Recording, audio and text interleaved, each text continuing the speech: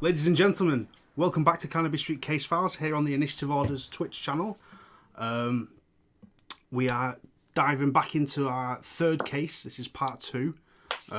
We left off at a bit of a cliffhanger last session. But before we get to that, Satine isn't with us today due to some scheduling conflict. She's currently off travelling at the minute, and we didn't want to hold the stream up too long and try and keep it monthly. So we're going to NPC Scarlett for this session. Just a quick announcement in regards to the channel.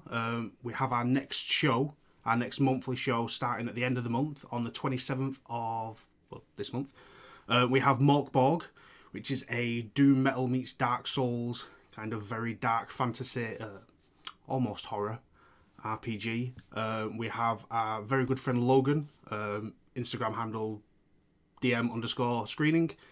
We'll be DMing this with a plethora of players coming in, so it's going to be really fun. So make sure you check that out at the end of the month. Yeah, so let's get into this, and we will, we'll dive back in. I'll give a little recap of last session, and then we'll see what happens. So, for our wonderful cast, last session, you met Ruby and Scarlett Sitwell.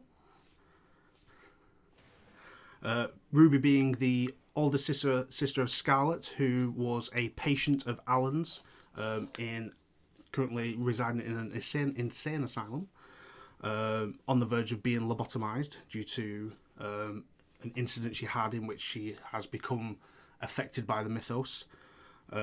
Ruby being the older sister and protecting her younger fortune-telling sister, Scarlett, excuse me. Alan, fearing for Scarlett's safety, brought her and Ruby to Carnaby Street in hopes that there can be some answers found with the group and with what the group's doing and uncovering. Upon arriving, you were all met by a new client. A knock on the door, and Samuel Haversmith entered and hired you guys, or attempted to hire you guys, to assist in recovering the missing property of Lord Carnarvon, who was one of the 2 explorers who uncovered King Tut's tomb. These were some strange items that were found in the tomb that were stolen upon the arrival of Lord Carnarvon's body after a mysterious death in the docks of London. After speaking to Samuel Haversmith, you guys split up. You split the party straight away. And you went to 2 locations. Half the group went to the mortuary to look at a body that was found in an alleyway nearby the docks where the items were stolen, and the other half went to the library. So the group that went to the library investigated and found a collection of books on ancient Egypt, some having symbols written in the margins, speaking of ancient cities and lost kingdoms, and the topography of the areas.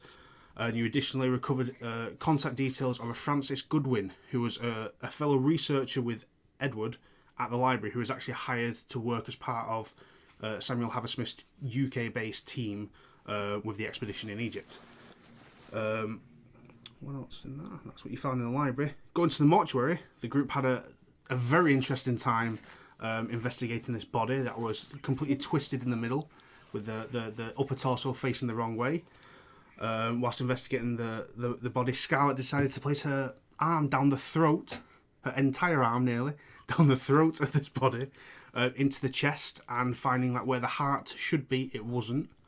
With Alan's help delving round, you guys managed to find a piece of stone lodged inside the person's chest. This was a small piece of carved stone that had some glyph on it.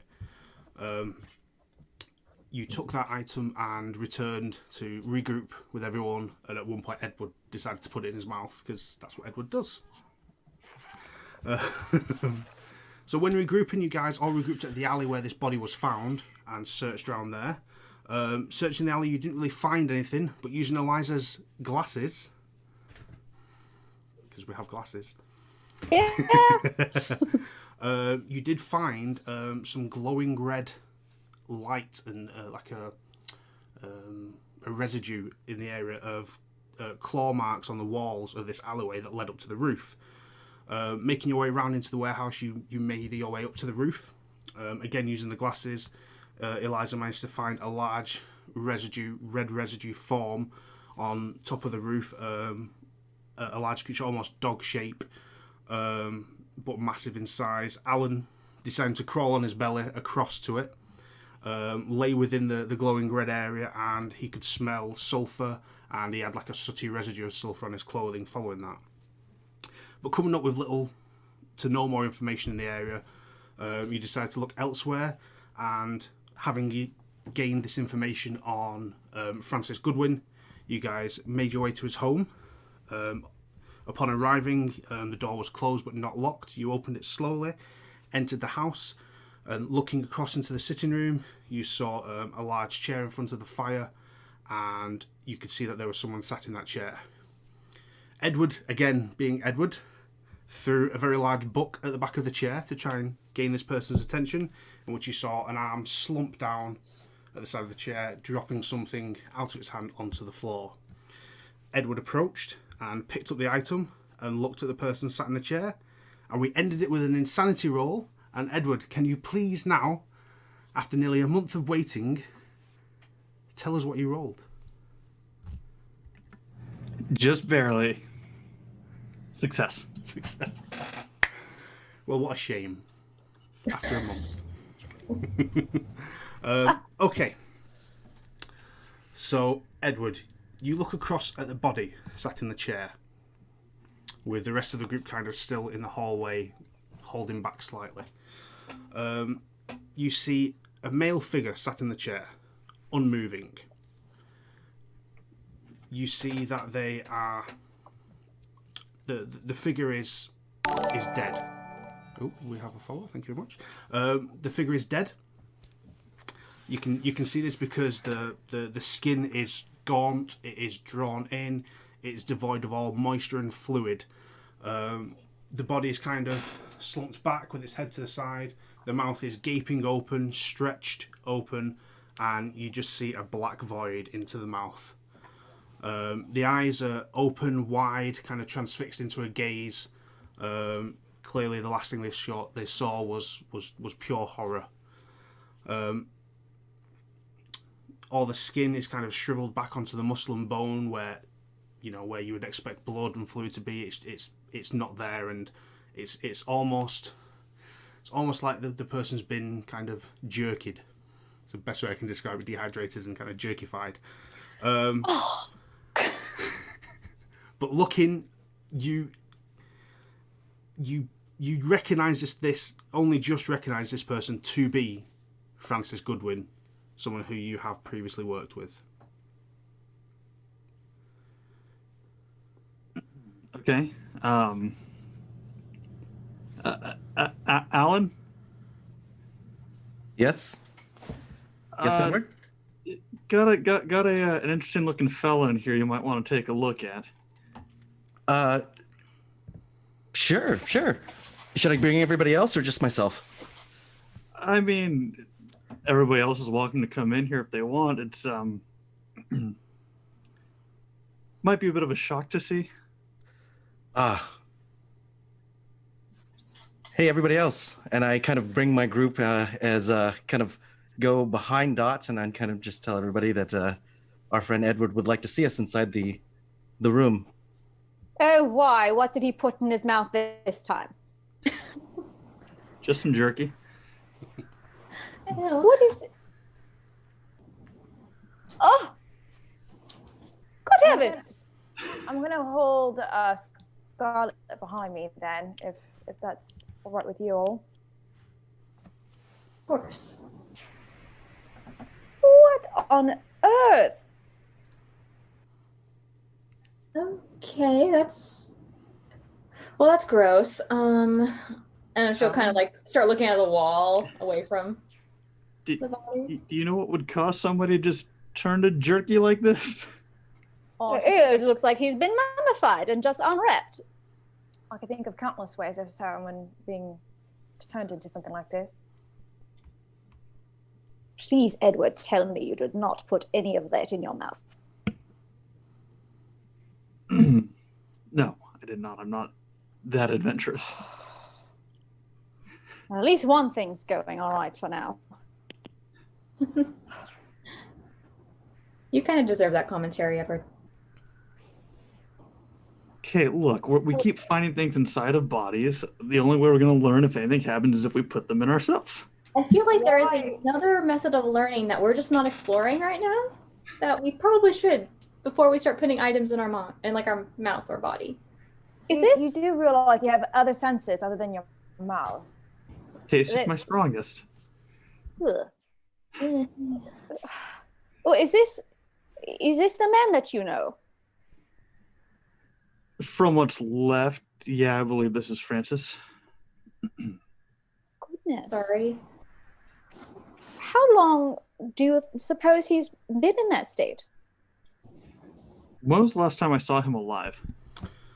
The last time you would have seen him would probably have been maybe a week or two ago, but only in passing as he was kind of collecting items from the library to go off to his to meet up with Samuel Haversmith and his research team. So you only ever really saw him in passing for the past couple of weeks or months, but I would say it'd be between a week to 2 weeks was the last time you saw him. Okay. So it hasn't been terribly long. Well, Ellen, you're the medical expert, and I'm sure I'm not. It's not so unusual for me to say this, but it seems as though it is not a natural form of decay. He's only been deceased for at least at And Hello? I'm sorry about that. I'm going to come up to the body, Lore Master. Is there anything I can tell?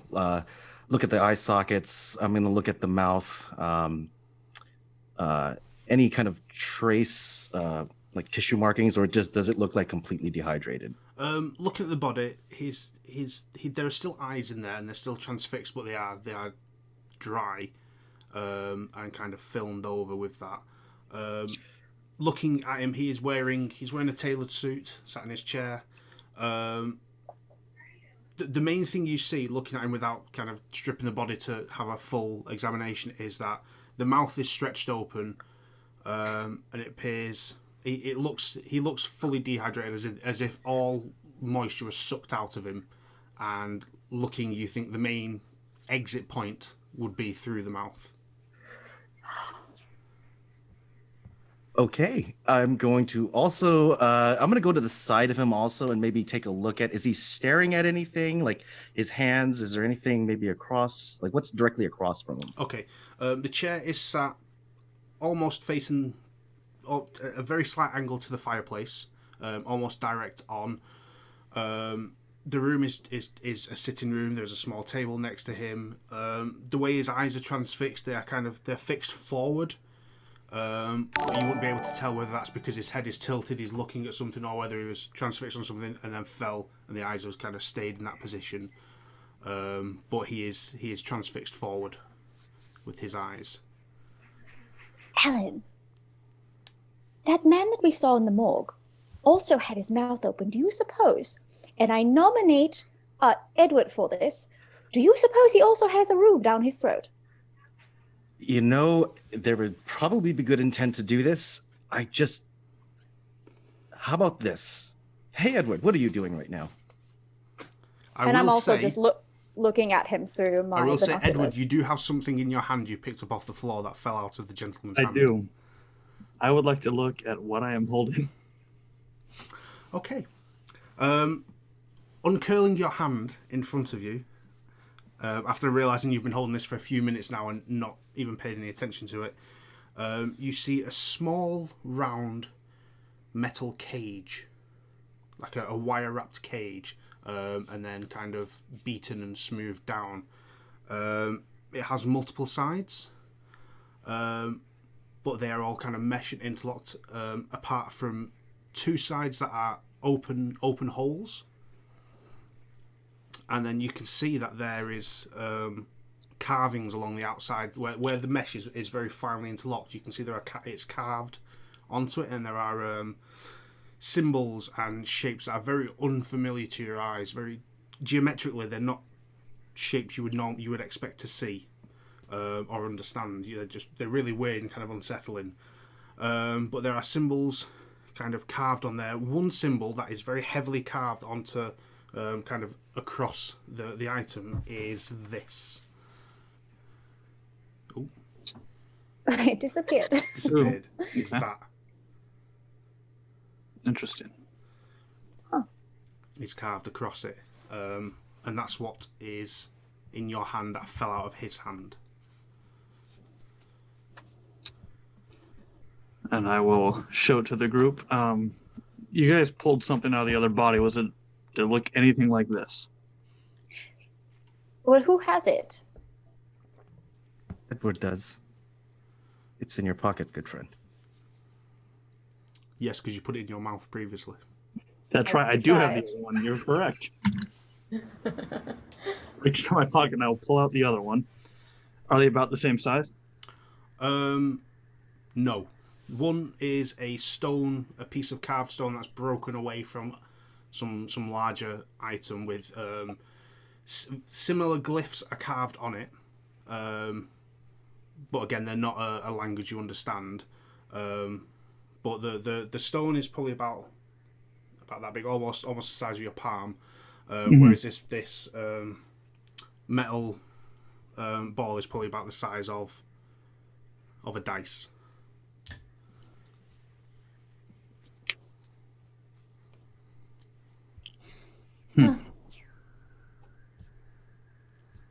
So, did it have the same markings on it? The one you just grabbed from his hand? I mean, they're fairly similar.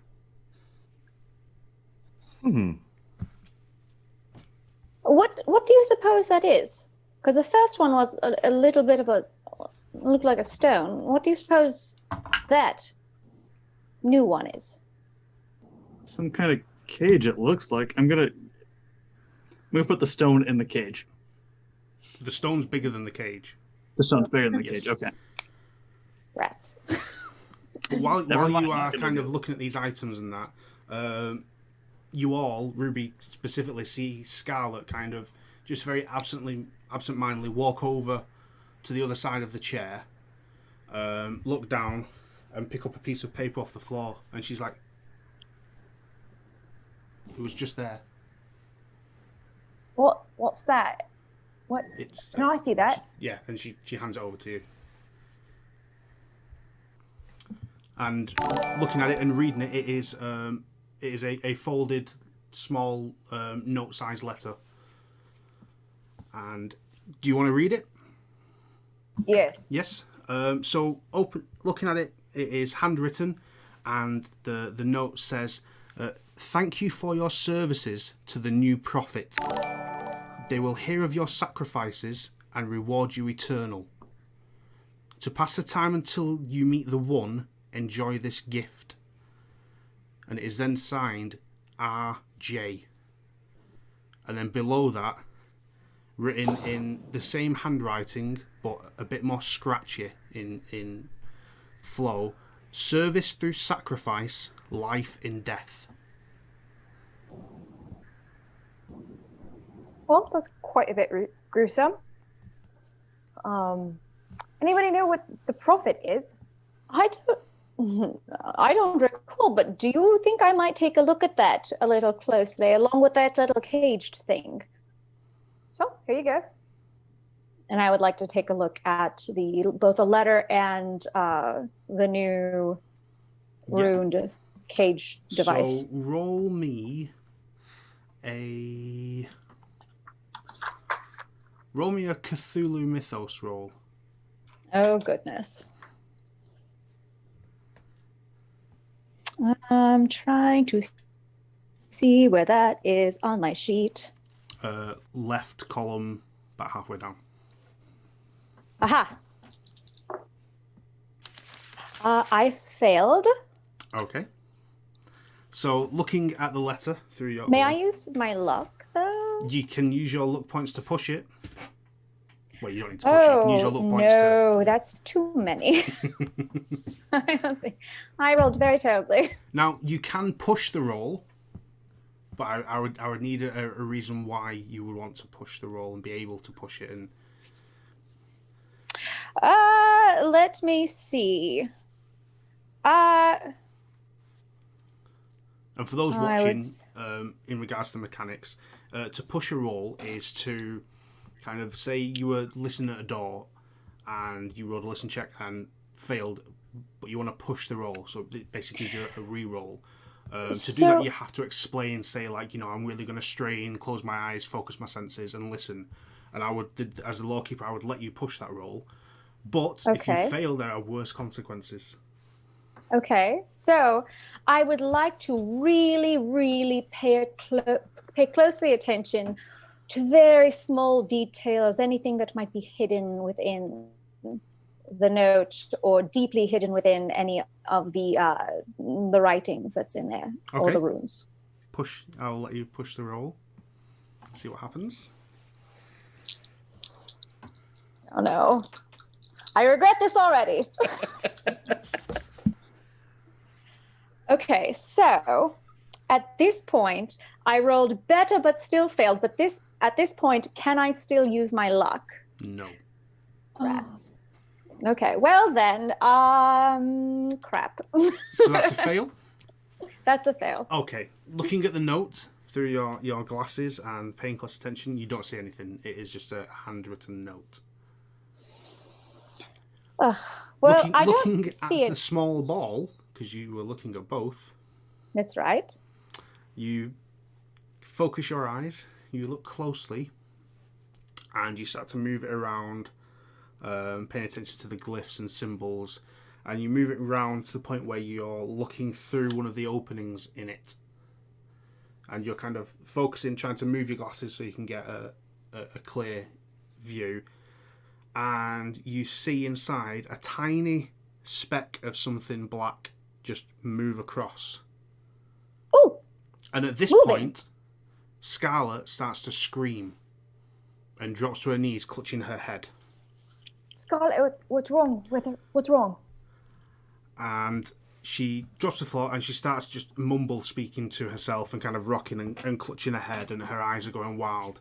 And you kind of, out of what she's saying, even though it's very heavily mumbled and erratic, you hear, seen this before.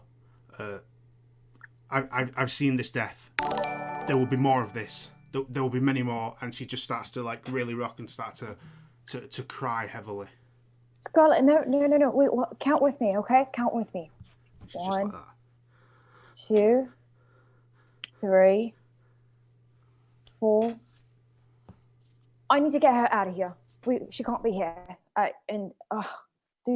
The asylum's not safe for her either. Oh God, I have to keep her safe. I have a safe house. I'll be back. I have to take her to safety. Oh dear. Ruby, do you want me to go with you? I feel comfortable if you're not going alone. No, you stay here. You figure this out. I really just need to take her to the safe house, and I will talk to all of you soon. And I just grab Scarlett and I leave. I go with them. Do you need help? Oh, sorry. You bundle her into your arms. I muted it. Yeah, you bundle her into your arms and you kind of just bolt for the door. My. Huh. And Ruby and Scarlett leave. Oh, Okay. What else? well, Think? I don't know if when I looked through at that little cage device, Yes. Edward, I did see very, very closely and very faintly something moving within it, and it was at that moment that I saw it that Scarlett felt very unwell.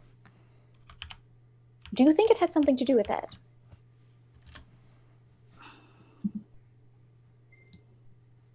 I don't know.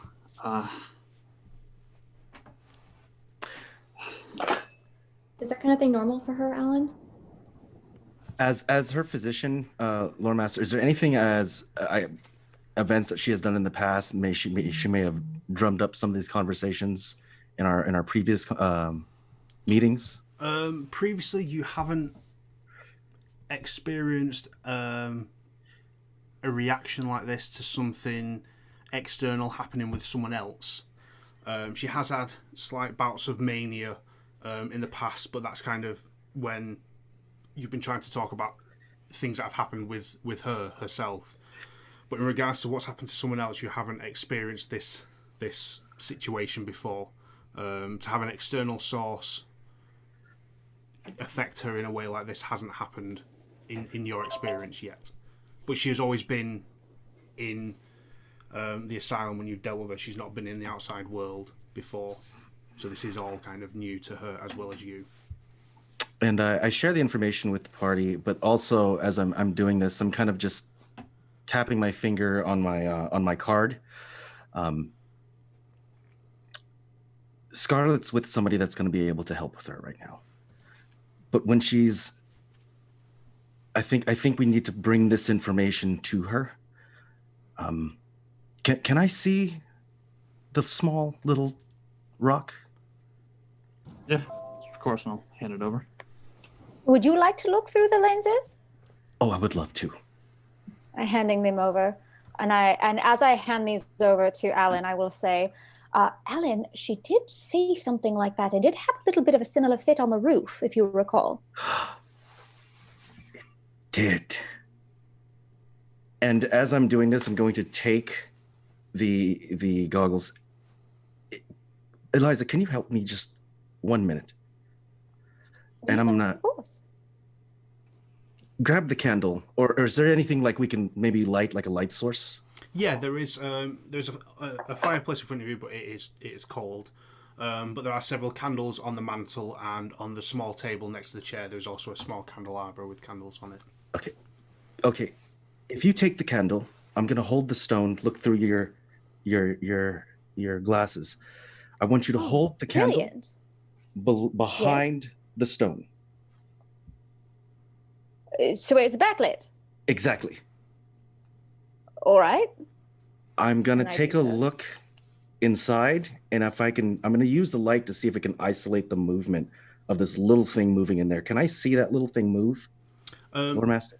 The thing that moved was in the small caged item, not the stone. Sorry, I But got mine confused. You can swap out and have the caged item and look through into it. Yeah. Done. Yeah, That's exactly what I want. Yeah, so using the candle behind to backlight it, looking inside, you kind of move it around and you see it move within the cage. What you see appears to be black soot. Black soot. And I'm gonna also look at my shirt to see if the soot kind of matches what we're seeing in there. Well, you kind of moving it around, you can shake the metal thing and get it out, and it is the same soot that is on your jacket.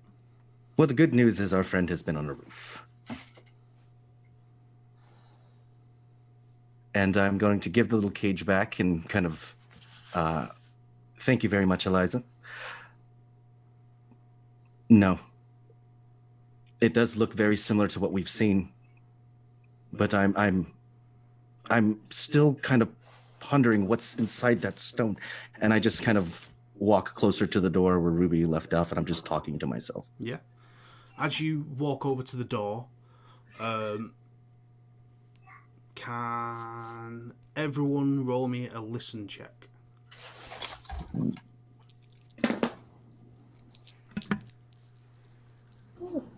Success. Ooh, success. Success? Ooh, Fail.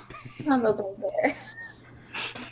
So Edward's kind of staring at this body, kind of looking at the large gaping mouth, thinking.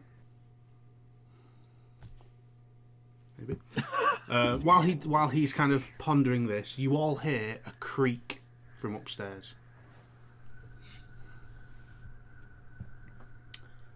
And the sound of a floorboard heavily creaking, and then it stops, silent. Oh my. Firearm. Firearm. Yes. Edward's like looking in the mouth. Why you guys all have your guns out? Well, didn't you hear that? Hear what? That sound coming from upstairs. Something seems to be moving. But just stopped. Oh. That could be problematic. Sorry, Francis. I'll take my hands out of his mouth and draw my firearm as well. No, keep going. Keep going. Oh. We'll take care of this. We'll watch you do if you have to get anything from him. And I'm just going to cautiously look at Edward also. Ellen, why are you encouraging him? I have to. I'm sorry. I mean, Could be something else inside him. there is. You know, I feel, I hate to say this, and I hate to be an enabler, because usually that's Ellen's job, but I do feel that there might be something inside that man. All right, I put my firearm back. Roll up my sleeve. Yes, you want to do that. Go as far as I can get and just start feeling around for anything. Okay. You slowly kind of delve your arm into this man's throat. As you get to about the midway point on your forearm, you all hear another large creak from upstairs and the sound of something drop onto the floor. Oh, And would you just feel kind of weird, dry lumps and organs inside the body? But you also hear this sound from upstairs. Edward, do you feel anything? Nothing important. And I'll slide my arm Then I back out. strongly suggest we head upstairs. I already regret my decision. So Right. next time we find a dead body, our first inclination is not to stick our hand down his throat, right? I will. You know, You said he's wearing like a nice suit. No. I'm just gonna like take his jacket off him and use it to just wipe my arm off. Okay, so as you start to take his jacket off and you pull the first arm out, and it's very kind of, you can hear it like the, it's like semi-wet, semi-dry leaves moving as you kind of moving the joints, because it's the way everything's sinewy. But you pull the second arm out and his corpse hits the floor. And you're stood there with his jacket and he's like laid across your feet. are you quite done? Yeah, my arm's clean enough for the time being. Let's go see what that noise is, shall we? Right then, lead the way. What? You Oh like my to- god, I hate you all so much. Gun drawn. I start walking. It's okay, Edward. I'll be right behind you. I think I'm a better shot anyways. So. Purposely behind Dot. Okay, so you head up the stairs with Edward at the front and everyone behind. Yes. What sort of pace are you heading up the stairs? Slowly, fast, casual? As quiet as I can be, so fairly slow. Fairly slow, okay. So you make a slow pace up the stairs. You get about halfway up the staircase, and you can kind of just see over where the landing is, and there are three doors, 3 rooms at the top of the stairs. You hear another small creak, and you see a red glow come from under a closed door. I will, since Dot's right behind me, I'll point it out to her. I will say that as we are approaching, I do have my gun in one hand, but I still do, and I am looking through my binoculars in the other. Yeah. Well, the have my red glow that card. everyone sees under the door, Eliza, you see it slightly brighter with the binoculars. Oh my! And as I am checking to see the difference, that seems to be is it similar to the glow that we saw, the shape of the animal that was on Yes. the rooftop? Alan, that shape, that dog-like shape that we saw on the roof, and that glow that I saw with the glasses, that's the same glow, only it seems to be a bit stronger here. So please just approach carefully. How big is the gap under the door? I would say it's about inch and a half. Okay. So as we get up to the top of the stairs, Edward gets down on his belly and begins crawling over towards the door. I'm going to try to peek underneath it. Okay.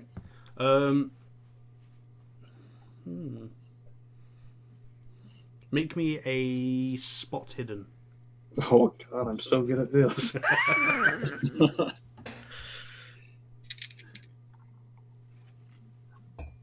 Fail. Fail? Okay. You look under the door, and the red glow is still present. The only thing you do see is there are a few books and items on the floor in the room. You do see what looks like the corner of a desk from your position, but you don't see anything else. But you do hear a very faint hissing sound. Can I Is put my the, hand on? What? Is the small stone doing anything at all at this time, or is it just... It's a stone. Okay. Well, I will stand up. And I'll be like, I'll kind of point at Dot and be like, Okay. I have my hand on the doorknob. I'm going to give a look to everybody, kind of like 2. And on the third, I'm going to open the door and swing it as far as I possibly can. And also jump out of the way. Okay. What's everyone else's plan before we open this door? once the door's open, Edward will move in, gun pointed right in front of him, and just check in the entire room as quickly as he can. Okay. Yes. Anything moving gets shot. I will apologize later. Okay. You swing the door open, and it goes bang against the wall.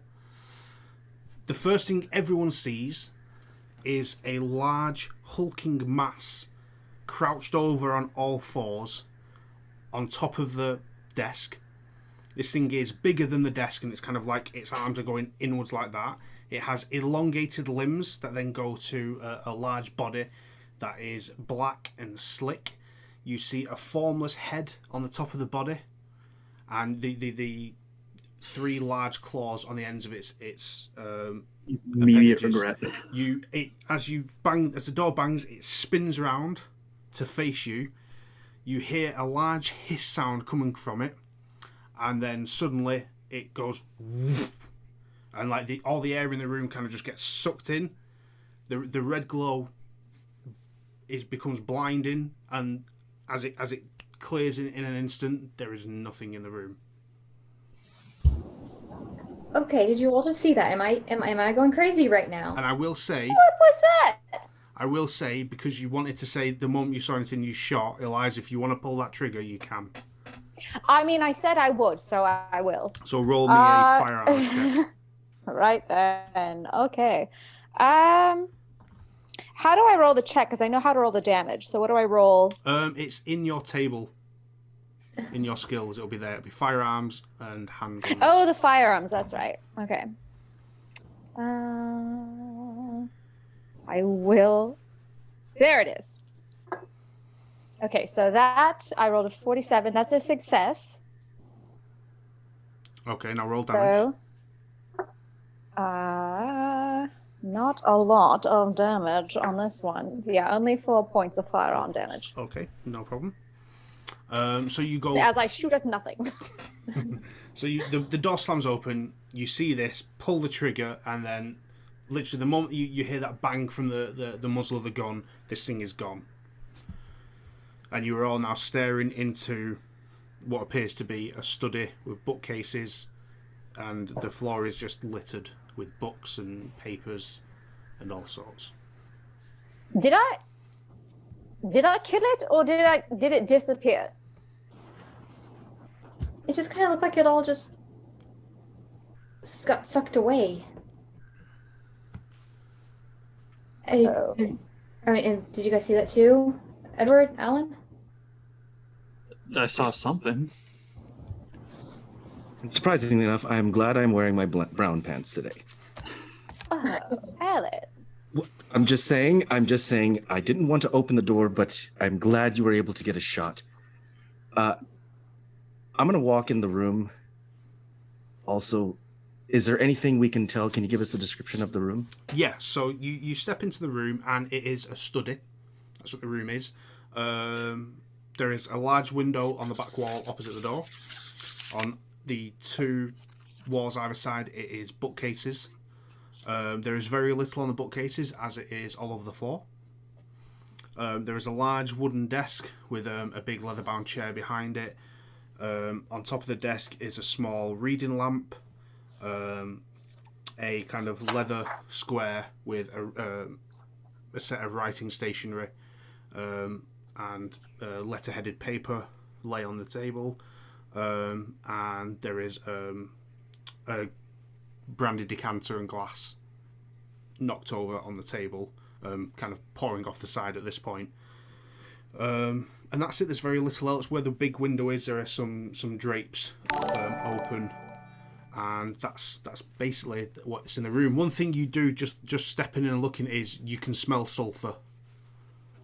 And I'm going to make my way to the desk and grab the brandy so it stops spilling. Yep, and just half the decanter left. Just pour whatever. Is there any glasses? Yeah, there is pick up the one glass. glass there. Yeah. Just gonna pour it. Just kind of take a seat and just sit there. I would like to go over to where the creature was at, Which was stood on the desk. specifically look to see if Eliza's bullet went to the wall or anywhere around, or see if it disappeared with the creature. Okay, roll me a spot hidden. God damn it. Success. Looking around, looking for a bullet or any sort of bullet damage. You do not see a bullet, and you do not see any damage anywhere. Well, the good news is I think Eliza actually hit it. I shot it. I think so. I don't see your bullet anywhere. I don't know whether to celebrate or feel very terrified. I don't Alan, know. how's the brandy? Yeah. It's really good. You might want some. I will take you up on that. Thank you. Can I go over to where the letterhead in the stationery was? Yeah. To start kind of going through that, see if I notice anything. Yeah, roll me a spot hidden. Awesome. Oh, that's really good. That'll be a success. That's actually a hard success. It's a hard success. That's exactly what you needed. Looking at the desk and the stationery set that is on there, it is dislodged and moved about because of this creature thing that was on top of the desk. But kind of paying attention to the paper, it is like letter-headed, monogrammed paper. But looking closely at it, you can see the indentation of where something was written on the page above, and it has been pressed, as it's been written heavily, and it's indented the page below. Ooh, okay. Kind of looking at that, is there any way with the indentation I can kind of almost tell what's written? I will say, if you roll me a sleight of hand, I will say you can use like the edge of a pencil and do like a rubbing across the page.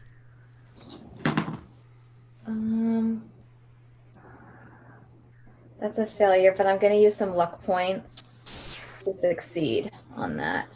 So I'll need to use 12 luck points. Okay.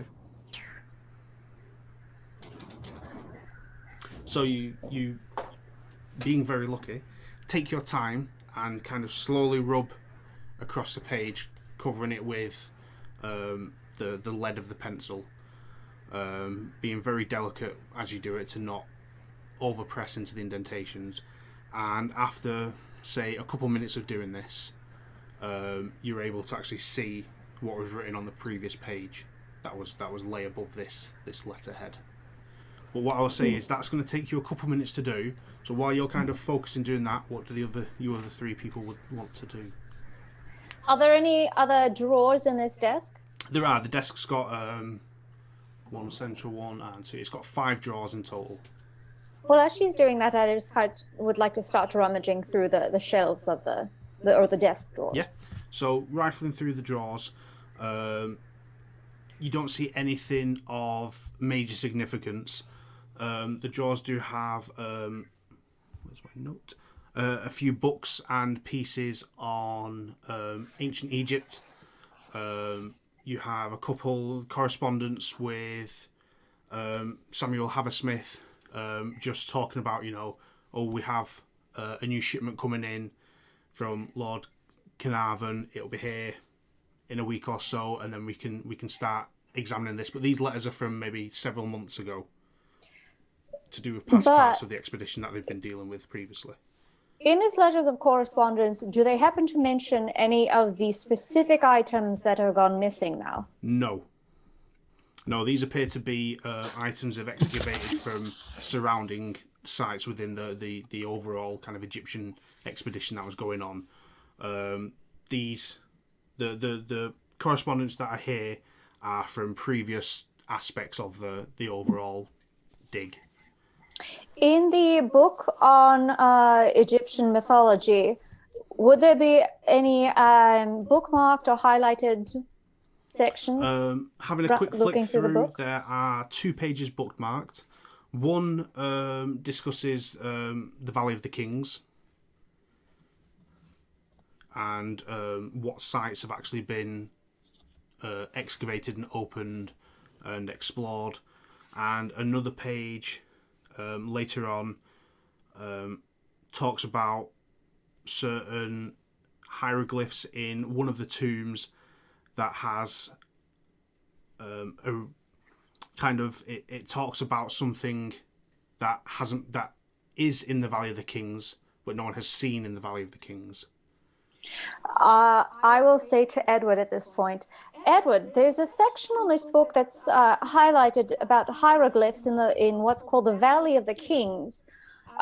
Just looking at these, lawkeeper, looking at these hieroglyphs and speaking to Alan, I will say, if you look at this section, Alan, does this look like any of the hieroglyphs that's in those artifacts that you have? And I'm going to go take a look as well. Over. Is there anything I can ascertain from the hieroglyphs? Looking at the book and what's written in there and the hieroglyphs that are spoken about, there is no relation to the markings on the stone and the small metal cage ball. The glyphs and markings on this don't appear to be Egyptian hieroglyphs. They appear to be another language altogether. But looking through the marked pages and everything, you see that they are discussing an area of the Valley of the Kings where there is meant to be a tomb, but no one has found it. And this is a book that was checked out from the library and is quite old.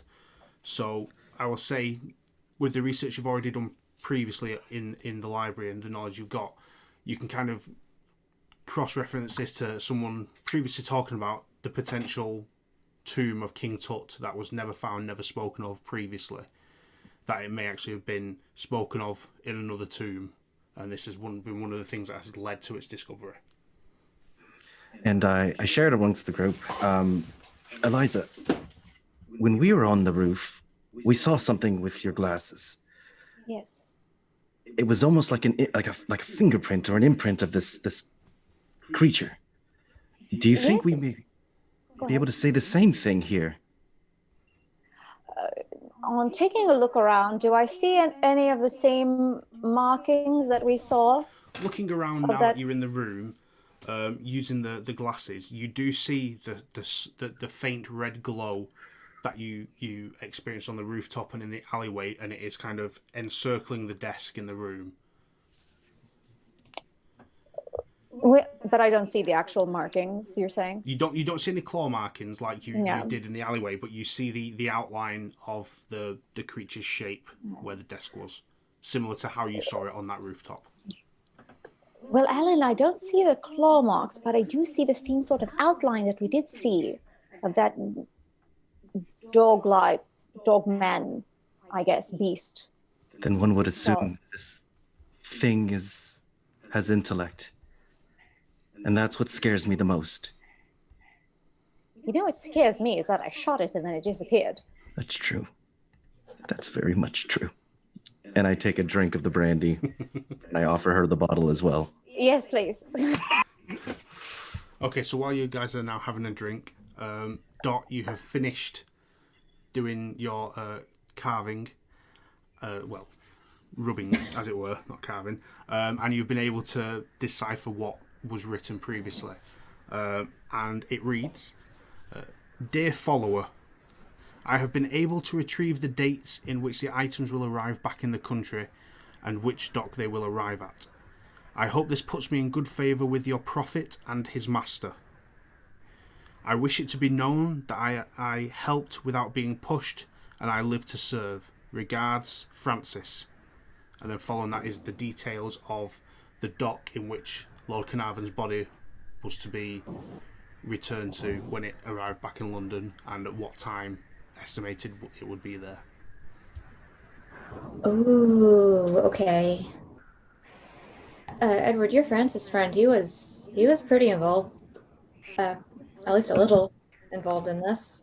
Well, I mean, we weren't exactly friends. I just saw him in passing most of the time. Oh, well, your colleague, acquaintance, what have you. There was something about you guys mentioned prophet earlier. Something about a prophet. Was that correct? We did see something like that. There's a mention, and I'll hand over the note that's been kind of a bit more. It's visualized now, and just so everyone can read it as well. So, I mean, he is providing them information with, the dock and the shipment expectations to come in, saying that he was a follower and wanting to get in good graces of this prophet or whatever. Who do you suppose that is? I don't know. I mean, have we ever heard the term prophet with anything we've come across previously? No. This is a completely new term for you that you've heard in this situation. Really? I don't know. It's very ominous. I can't say I have much more direction than what's on that note. You said there are 2 other rooms up here, correct? Yes. Okay. Well, I don't know that we're going to find much else in here. I might as well check out the rest of the home. Yeah. Do you want to Right. continue I searching don't around? suggest we split up, though. Oh, I do think we should stick together. That would be a great idea. fair. The last few times we've split up, not great things have happened. So But did we die? almost. Do you remember the assassin who nearly just crashed on you? He crashed onto the table. And onto a Did dagger. you throw a book at him, too? Oh. He was pretty high up. So no. Well, actually, no. I did throw a book at his corpse to make sure he was actually dead. So yes. That was after he Excellent. stabbed himself in the chest. Speaking of which, I forgot to pick up my book from downstairs. So I'm going to just grab one of the books from the study. So I just have a nice backup book. Yeah, you pick And I'll up put that- the book on ancient Right. Egypt. Reload your ammunition. Gotta stay well stocked up. All right. So shall we check out the other rooms then? Yeah, Sounds so good. Yes. sticking together in a very close clump, you continue. You exit the study and go to the next door on the landing. Open it up, and it is a small bathroom with a toilet, sink, and the luxury of a plumbed bathtub. You don't see anything of any significance in here apart from a well supplied bathroom. I'll turn on the sink. Edward, yes, you should wash your hands. That's exactly what I'm doing. I'm going to wash off my arm properly now. if the water's running. Yes, the water is running. Okay. And I will give my throat digging arm a good scrubbing. Yeah. Do you use the same arm for every sort of? Oh yeah, Edward's a righty. He just goes into everything right-handed. Okay, so yeah, you wash your hand in the sink, and after a moment, you all move off to the final door. Opening that up, it is a small bedroom. You see a double bed, a dresser, a little side table, and a standing mirror in one corner, and the curtains are drawn and closed, and the bed is made and appears unused at the moment.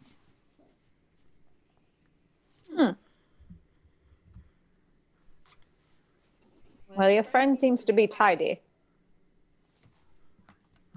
Again, not my friend. He's just a passerby, just a familiar face. That's all. I'm gonna look under the bed. Yeah. Okay. So, peeking down and looking under the bed, make me a spot hidden. Why do you make me roll for stuff, Danny? Come on, that's a fail. A fail. So you look under the bed, and you see a suitcase under the bed. Oh, pull out the suitcase at least. You pull out the suitcase, and it has two clasps on either side. Open it up. Yep. Pop them open. Open the suitcase, and it's empty. There's nothing inside. Oh. I start tearing out the lining. Okay. Yeah. So you start ripping at the lining, and as you do, you see that it is just a simple cotton lining inside the suitcase. It's a leather suitcase, and as you tear through, you expose underneath the lining the underside of the leather. It looks a bit worn, a bit moth-eaten. Could probably do with a bit of repair. I would like to snoop around the wardrobe, like if there's any wardrobe or... There is a dresser. It doesn't have a wardrobe in here, just a dresser. Yes, the dresser. I will snoop through that. Yeah. So you look through there, and you pull the top drawer open, and you see his undergarments. Oh, look. How shameful. And I wave around his underpants. Yeah. Go ahead. Sorry. And then the other drawers just have like folded shirts and then pants and that. Nothing of interest or any value. Well, I'll say, well, this was uneventful as I'm pulling Out of things curiosity, out. For Francis and I, were we about the same size as people? Hold on. Yeah, you were roughly the same height and weight. Because he seems to have nicer clothing, and I could use a wardrobe change. I'm just gonna go ahead and snag a couple shirts out of the dresser. Alan was the one that was weary and carefully wearing brown pants. You should have a change if should anything occur. Actually, that shirt would be dashing on, and I'm gonna go ahead and walk up to Edward as well, see if I can put my hand on the shirt, see if I can, because I also was on the ground. It's covered in soot. So is there anything I can switch it out for? Yeah. Hold on 1 second. Yeah. So looking, rifling through his drawers, you do see there are a couple of shirts, roughly a similar size to the pair of you, that you can steal and pop on. I think this would be a great color on you, Alan. Say, good guy. Just a quick question. This guy was your good friend, no? Again, just a passerby. Barely. Oh, I'm just saying, if we ever get really close, please don't try to put your hand in my mouth. No promises. Wow. Okay. And I go back to putting my shirt back on. I don't even know what to say to that. I'll just leave the room. I agree. I'll let you guys whatever this is, follow her. Does this tie go with this one? What do you think, Alan? Yes to the tie, no tie? Hold on. Then I go to see if I put the tie around this one, around his neck, and... No. No. Okay, didn't think so. No. Let's try the other one. Okay. I grab another one. And as This is we're perfect. outside, I say to Dot, I do always say that I do hope that they end up together, but I just thought that they needed a bit of privacy. That was a bit awkward. A little bit. Talking about being close and putting hands in others. Okay, yeah. Yeah. This is nice. I just always feel like it's weird that this happens during these moments. The worst possible time. Yeah, I know, and all of a sudden it's just like they're together. There's a beef jerky man downstairs. Oh, yeah. Oof. And a demon that just disappeared. Yeah, and where's... And they're picking out ties for each other. Ruby's been gone for a while now, hasn't she? She has. I'm a bit worried, but I do hope that she will pull through. I do have high hopes. I know that she's a very capable woman. I believe it. It's just... I mean, that creature, I'm really glad it seems you shot it, but... I don't think I did anything. We'll see. And kind of start knocking on the door frame. Are you guys about done in there? Yes, are you all ready? Almost. Black tie. Just make sure the next time you... Oh, wait, hold on. And I grab one of the other shirts. I rip the sleeve off. Next time. Oh, well. Thank you. Dot, I do appreciate good fashion sense as much as the next person, but again, this timing is awful. Yes, yeah. Maybe something when we're back at the office to kind of have a meeting about. Yes. I agree. We're very good friend. Oh, are you quite done? Yes, we are.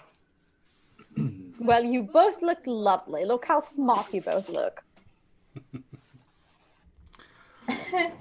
Okay. Shall we? So you two exit the room in your fresh attire and rejoin Dot and Eliza. And where are you guys heading now? What are you doing? What's your plan of action?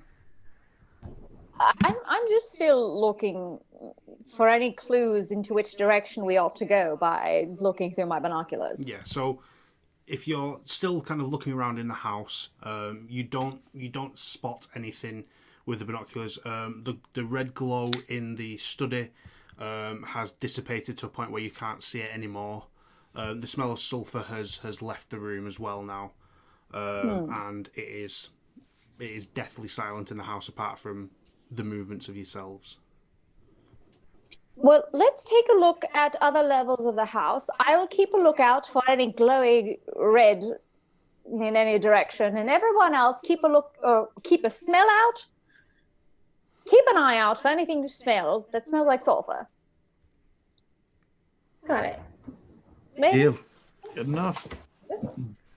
Yeah, so if you all want to continue kind of investigating around this house and really checking for details, if you all want to make me a spot hidden check, I'll say you can kind of spend an hour or so just really looking around and seeing what you can find. Success. How much constitutes as a critical success? 0. 0 is it? Okay, well then, never mind. I will just say it's a success. There's also hard success. There's a hard success and an extreme hard success. Yes. What is a hard success? That is half. And then a fifth of your spot hidden would be an extreme. Okay, well, I did get a half success, a hard success. Okay. And Alan and Edward? Hard fail. Typical. Success, just a regular success. Okay. Edward's kind of more paying attention to his outfit. He's quite happy with himself. Everyone else, you spend a bit of time looking around the house and examining kind of every facet of each room, especially the study and the sitting room where the shriveled corpse of Francis Goodwin just lays face down on the floor with no jacket on. No one's bothered to move him. And after I would say about an hour or so of searching, you hear the front door to the house open with a creak, and in steps Rubi.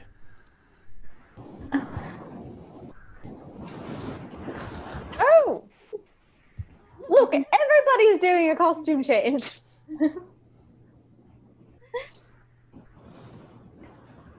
Well, You look exactly lovely, darling.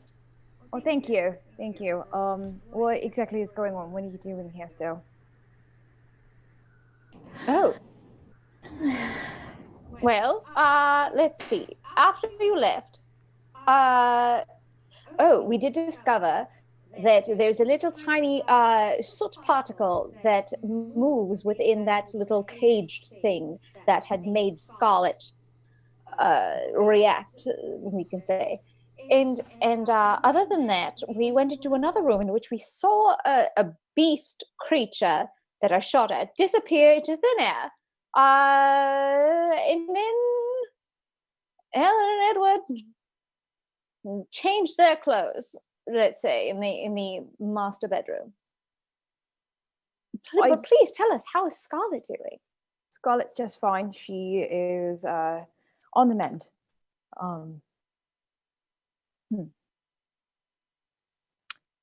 I really need to know these. Who has notes on these details? I do need to report this at some point. Well, I'll hand over the note that I'd found on the stationery, detailing. It was a letter from Edward's acquaintance, kind of indicating he is actually keeping track of the shipment, the time that the shipment was expected to come in, and the location, and forwarding it to them to get in the good favors of this prophet. We haven't been able to really tell what or who the prophet is, though. So Interesting. Have you seen anything that has the initials RJ in any sort of correspondence? yes, we have. Yes. We saw that in was it the letter that we saw? There's thank you for your service. Oh, Yeah, the one. That was the one that Scarlett found, yes? Have you found anything else with RJ in it? Not so far, no. I was really hoping that you would have something else on that. Dot wants to go through the file that they'd been given when they were initially approached by Mr. Haversmith about it, and see if there's any type of indication of those initials. Yeah, so looking through the stuff you have, you don't see the initials RJ listed anywhere. Not through all the information you've gained thus far from Samuel Haversmith. One thing you could do is possibly contact him and see if he has any information he may know additionally. That's probably the best you can think of at the minute. But aside from that, I mean... Did Scarlett say anything else on the way to her safe house to you? As of right now, I believe that is classified information. You're not on a need-to-know basis for that a bit of information. Need to know. I believe we're on this case. Ruby, please tell us. It's Agent Sitwell, actually. Agent Sitwell. Yes, I am part of British intelligence, at least as of re-enlisted as of about an hour ago. You've been newly enlisted about an hour. No, not newly, re-enlisted. Oh, re-enlisted. I see. I've been an agent, and I had some issues where I needed some time off to take care of my sister, and I believe you know the rest of it. Up until the point that she had a bit of a breakdown, seeing what was going on in here is when I revealed that I would come back in the services. So yes, Agent Sitwell. Well, This service.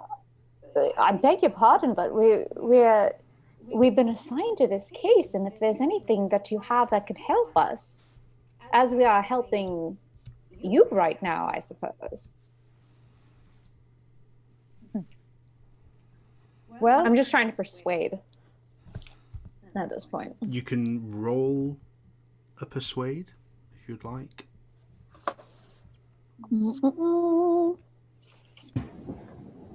Aha, okay. I failed. Never mind. But I do, we would like to help you and your sister. Before we even knew any of this information, I do think we were very generous and kind in that we were trying to do our best to help her out. I do think that maybe you could help us out at this moment. I will do the best that I can right now. She did not reveal anything specific other than what you heard earlier. You do remember what you heard earlier, correct? Yes. She seemed to be screaming that the entire time we were headed over to the safe house. Yes, I remember from the rooftop until the time that you took her away. So have you figured everything out here, or is there more to explore? Well, I believe there's more to explore for sure, but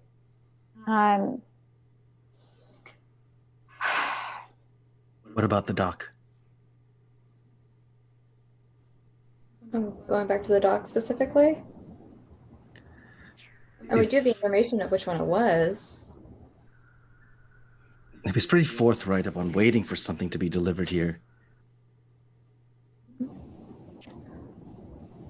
Well, I mean, correct me if I'm wrong, I was just under the assumption that the information he passed along led to what was the theft that we're now investigating. Am I mistaken? No, the information that Francis passed on to this person was the date and time when Lord Carnarvon's body and personal items were being delivered back to the dock, and that corresponds with the date and time of the robbery and the location of the dock. Which is information, that location is also information you were given originally by Samuel Haversmith.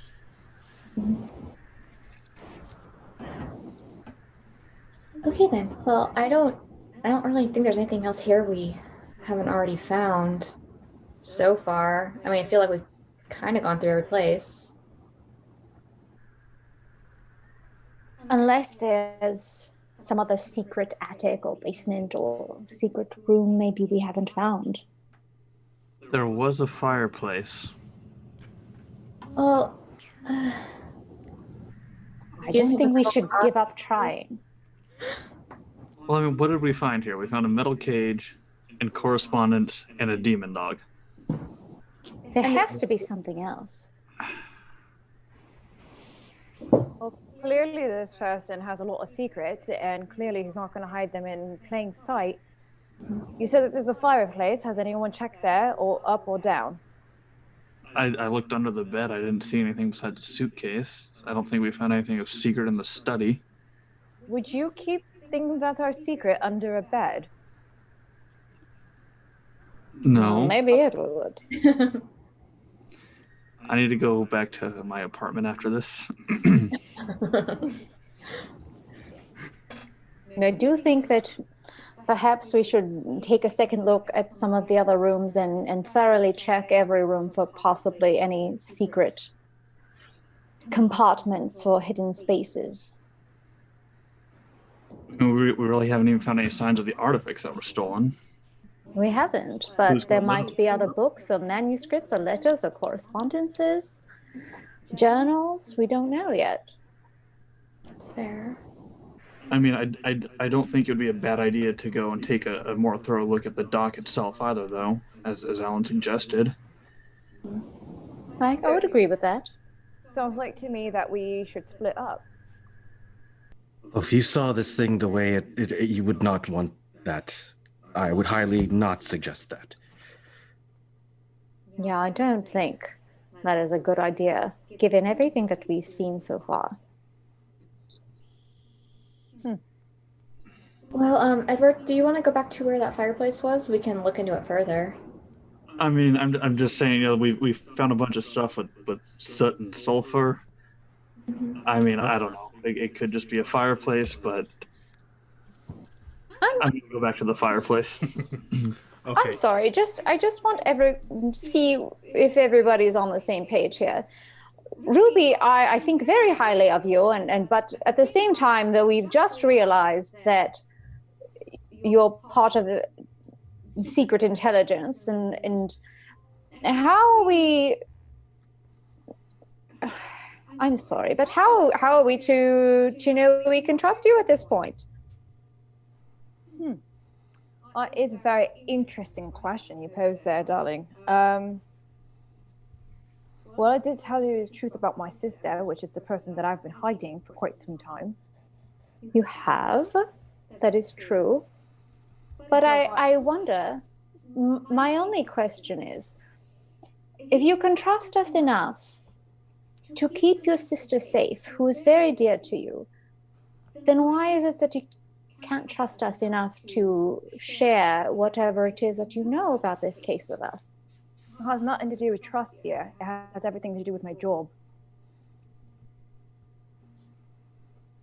I suppose that's fair, but at the same time, it doesn't leave us with anything to really benefit from, does it? At this moment, no, but perhaps maybe a trip to my safe house and we can speak to some of the agents there and get you cleared to a proper level. Then I can reveal some information. What do you all say? Well, I guess I really only have one question, Ruby. If there's a reason for us to be concerned for our safety, will you let us know? Absolutely. That's enough for me. Is there reason to be at the current state? Do you know anything beyond these details we've shared with you, these creatures? I don't know any details other than the agency gave me more firepower to work with. I just want to know that you do have our safety within your best interest, and that you are not just gathering information and fleeing whenever it is convenient for you. No, just one flea, and that was it to keep my sister safe. Yes, of course. Right Any then. other interrogations? Please, it's not an interrogation. It's just forgive us, but it's all so sudden with very important information. I just wanted to know where you stood. All right, well, so are we going to the docks, or are we going to continue looking at this place? Well, I do think we should do one more thorough check for any hidden spaces. Yes, I want to take a look at the fireplace. Can I go along as well? I would also like to dig through the corpse. Dig through his pockets, see if there's anything else on him. Oh, right. Not literally through his body, just his, Not his clothing. carving him open and digging into him that way. Yeah, okay. This time. So you all sticking together within the house whilst you search each room? Yeah. Okay. So you head into the living room again, and Edward heads over straight to the fireplace first to start looking at. Ruby, at this point, you do see the actual corpse now, which you hadn't fully seen before, and you do see a dehydrated man in a suit without a jacket, face down on the floor in the living room. Just so you're aware. Charming. Edward, if you want to investigate the fireplace, I'll give you an option. You can either roll spot hidden or roll me a sleight of hand. Oh boy. Let's see.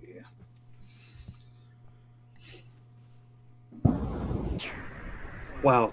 Somehow my sleight of hand is like a million times worse than my spot hidden.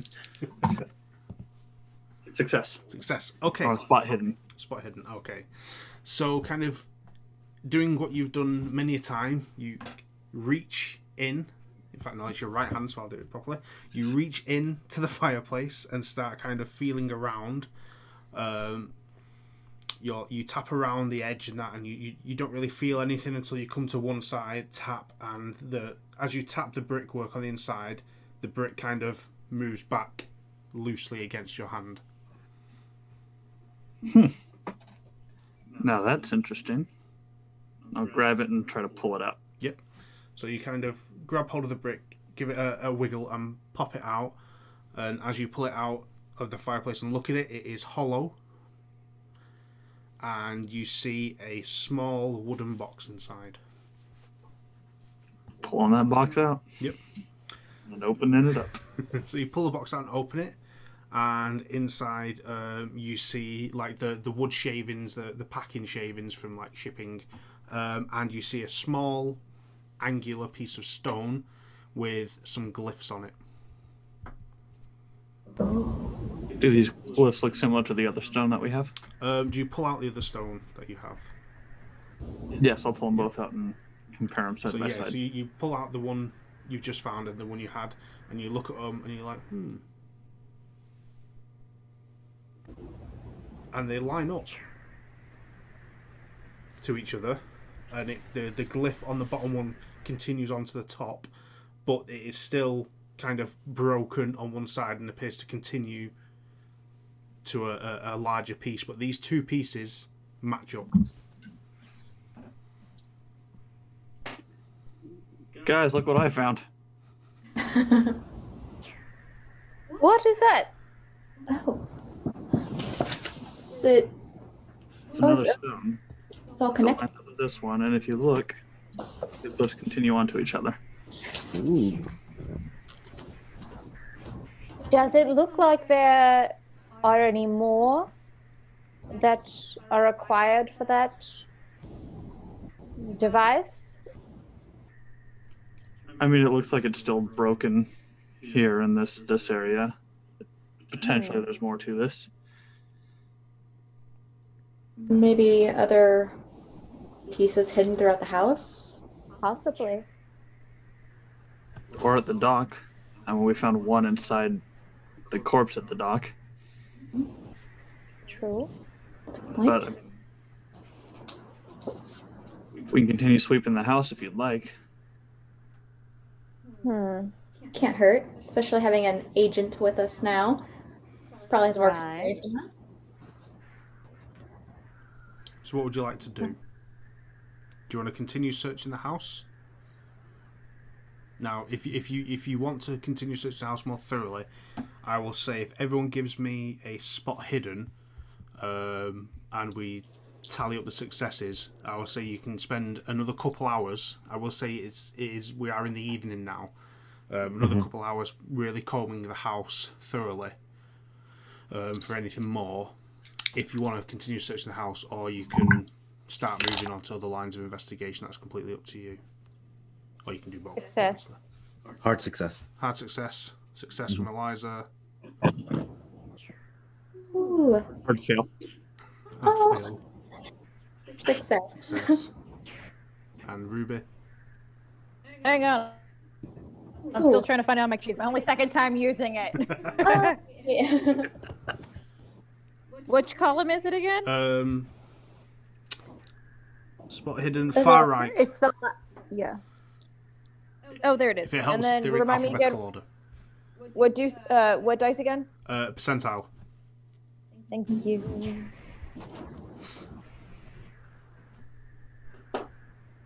That's a 35, and yeah, success. Success. Okay. So the hard fail knocks out the hard success, but we have 3 other successes. So You guys spend another couple hours in this house combing every aspect of each room. You look all around the front room, find no more loose bricks. You find nothing hidden, strapped under tables or anything in it. You even start ripping into the very nice armchair that poor Francis was sat in. You don't find anything in there. You look in the kitchen in the back. You go through every cupboard, nothing. You do see a nice 20-year-old bottle of red wine. You can pocket that if you want, but other than that, you don't really find much else. There is a bit of mouldy cheese as well in the pantry, but that's up to you if you want the cheese. Upstairs in the bathroom, it is a bathroom. It's not clean, but it's not filthy. You don't find anything else. Edward washes his hand again. Yeah. In the bedroom, you move everything out of the way. You move the dresser away from the wall. You move everything. You pull the curtains down and look everywhere. You don't find anything. Going back into the study, that is probably the worst room to comb through with a fine-tooth comb because it's been ransacked and everything's everywhere. You start piling all the books up and the papers that are on the floor into a neat stack. Flicking through everyone, giving them a shake, find anything. You don't notice anything of significance or importance or connection to the case you're currently on. The desk itself, you rip all the drawers out, checking for false bottoms, checking on the inside of it, you don't find anything. The bookcases that line both walls, you pull them away from the wall, even though they were secured there with nails. You give them a good pull, don't find anything behind it. You literally scour the house and find nothing else. And that takes you about 2 to 3 hours. So at this point we're talking, I would say, about 10:30 at night. Well, that was uneventful. I feel like every single time we look for stuff, I get splinters in all of my fingers. Actually. Dot, you've got 2 splinters from searching. I just got the other one out. Dang it. So I don't have any tweezers on me. Oh, it's okay. I'll do I it. have a scalpel. I think I'll thank you though, Alan. It's very kind of you. He's got very steady hands. Yes, I'm sure you know. I do. He tied this tie for me. I have a safety pin that's like on my outfit that I take out and can I see your hand, please? Thank you. Yeah. So I pick it out real quick for her. Oh. Man, you're much better about that than I am. Oh. You trust a secret agent with a safety pin more than a doctor with a scalpel. I didn't say I didn't trust him. I trust you, Alan. I mean, completely. It's understandable. I think it was just a matter of what better tools were at hand. Alan's got the best tools. Does he? I do. And I'm going to just look at my card real quick. Is there any reaction? My little token? No? Okay. I'm sorry about that damn thing. All right. All right, so shall we try to flag a cab down so we can go find somewhere to stay? I am hungry. Yes, I guess we should. I get going. Sorry, about how long did it take us to get here from our office? Oh, that's a very good question. We're in Kensington, aren't we? Yes. Probably, if you're to flag, attempt to get a cab or 2 cabs, you could probably get back to your offices in about 30 to 35, 40 minutes. How far is the dock from here? The dock is probably about the same time, just in a slightly different direction. So you'd probably get there if you were to flag a cab, might take you 10-15 minutes. So you're talking nearly 12 o'clock, midnight, when you arrive at either location. Well, do you guys want to try to get some rest tonight? Go to the dock first thing in the morning? I mean, it's going to be fairly dark down there. I think that would probably be best. And then, I mean, in the morning, too, we could try to find, what's his name, Mr. Haversmith. Haversmith, yeah. And ask about RJ. see if we get any information on him. Check out the dock. But wouldn't you think that if we were to snoop around the dock, that going late at night would be best? Maybe in the morning we would be under the eye of passerbys, onlookers. I mean, that's fair. Is the dock even open to the public right now, though, or do they have it shut down with everything going on?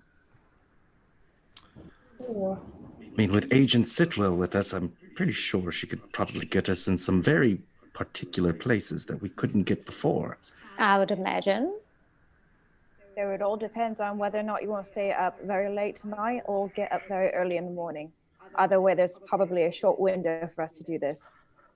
I would say go now. Let's go. All right. I'm gonna hail a cab, 2 cabs if I can. Yeah. Okay. Roll me a luck check.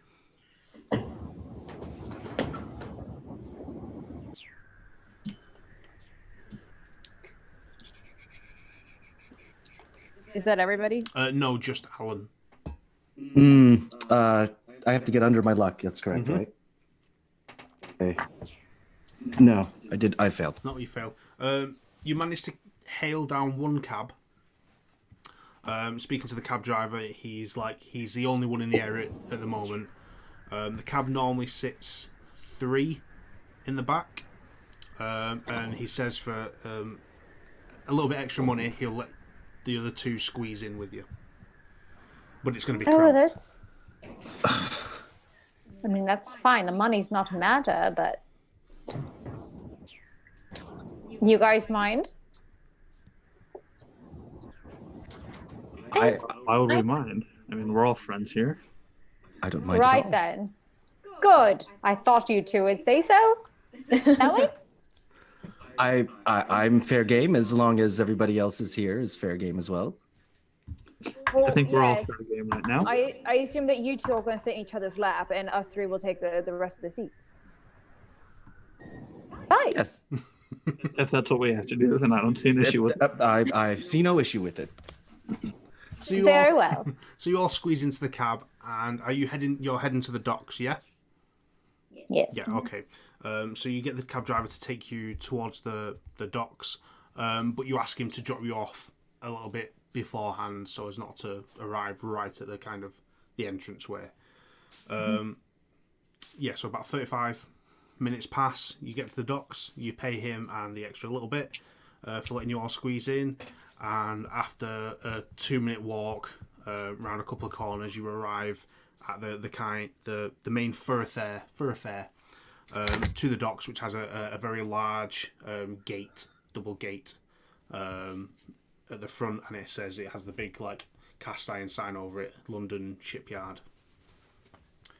And you see a big chain and padlock around the gate. Ooh, okay. Well. So, after hours, a bit, huh? Do we see any guards walking around the dock at all? Any police? You do not. Anybody at all? You don't see Does this anyone. gate look It is climbable? quiet where you are. But at least that's advantageous.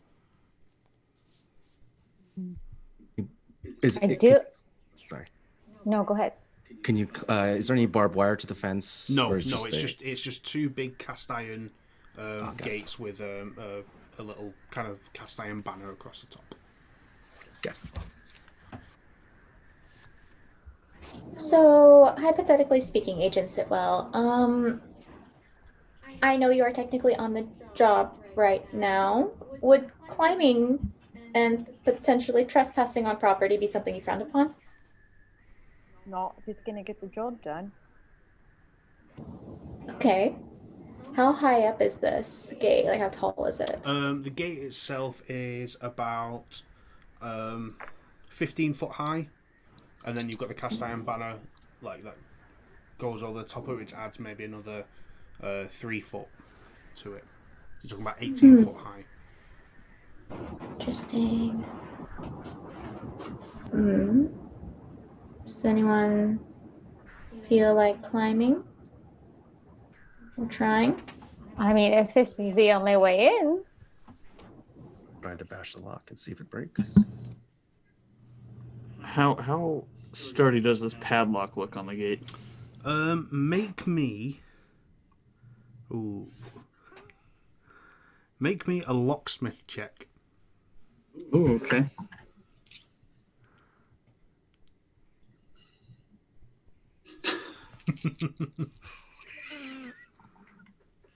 I know nothing about locks. It's a my locksmith skill is a 1. Good luck. Does anybody else know anything about that? 1 as well. Yes. I do think we'd have better luck climbing over than smashing through. We could shoot it.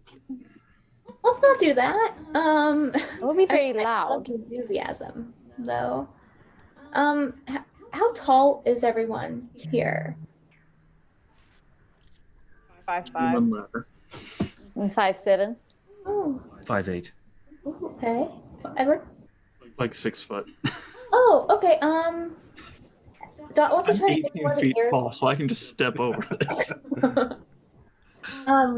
Dot wants to try to look at the gate, see if there's any parts like the iron that maybe have like vertical bars going across that one could like put their foot into, or any type of ledges to try to grab onto, if that makes sense.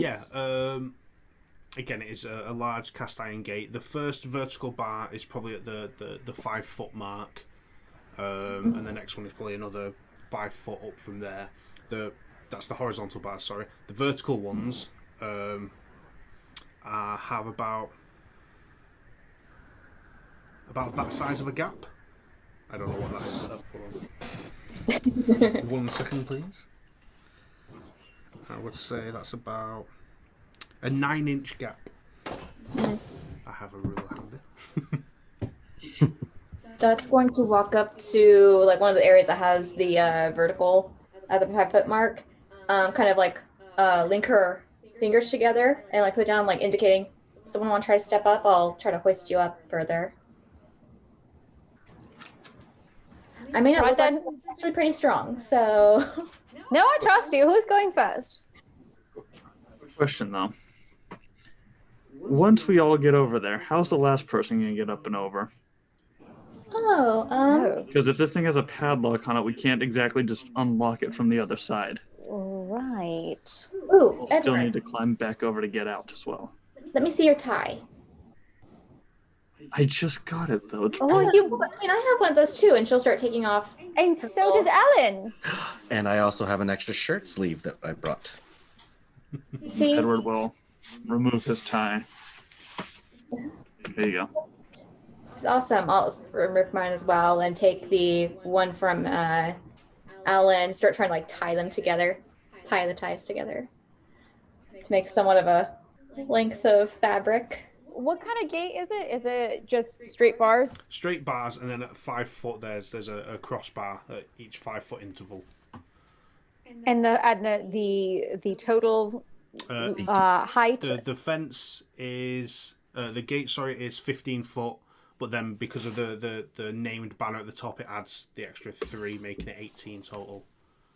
I see. And then the bars Okay. have got like a 9-inch gap between them. I'll have an idea. How about I be the last one to go? You all go over, and if I can't make it over, at least I can be a lookout.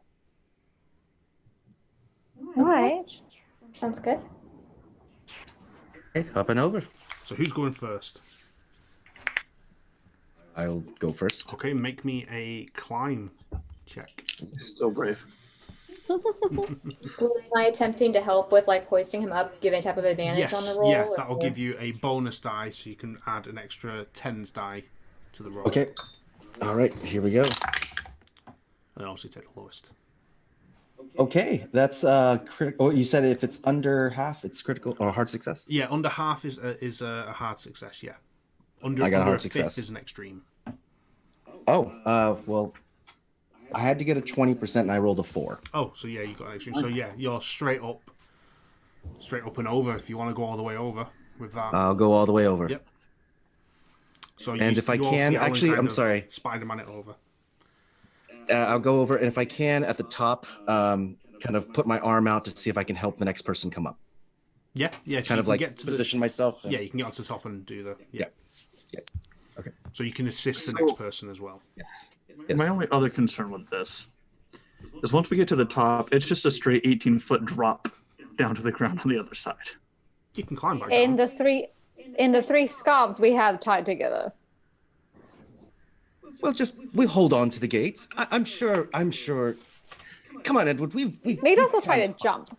Can I Oh, give okay, you well- basic climbing, Edward? Especially when you're going down and gravity's on your side, just hold onto the vertical bars. Oh. Leverage yourself. All right, fine. Edward will hesitantly go next. You can do it. Okay. Roll a climb check. Oh my god, that is a perfect success. I got a 20 and I needed a 20. Okay. Excellent. So Edward climbs up and makes his way to the top where Alan is waiting. Are you going to wait at the top with Alan, or are you going to make your way over and back down? I'll also wait at the top and have my arm there in case the next person needs extra help. Yeah. Okay. Who's next? I believe I'm next. Okay. Roll me a climb check. It's not a hard success, but it's a success. Okay. Eliza makes her way up, and Alan and Edward help you. Eliza, are you going all the way over, or are you waiting at the top as well? I will go as far as I can. You should be able to come over because we've got two hands. To lift Yes, I will try to go all the way over. Okay, if yeah. I So you if get it's up to the possible. top with them, and then make your way back down. Alan and Edward, are you helping her down, or are you waiting for the next one? I'll help. Okay. Help, yeah. So you help Eliza, and she makes her way down to the other side. And Eliza, you are now stood on the other side of the big gate. Right then, I'll catch you.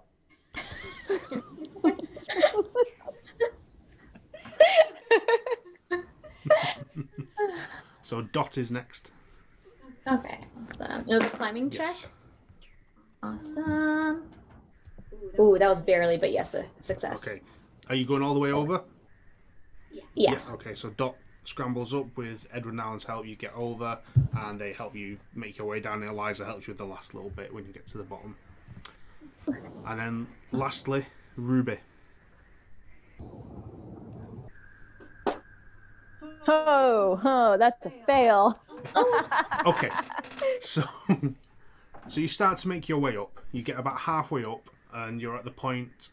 You're maybe 2 foot away from Alan and Edward being able to help you. Roll me a dex check, just a straight dex at the top.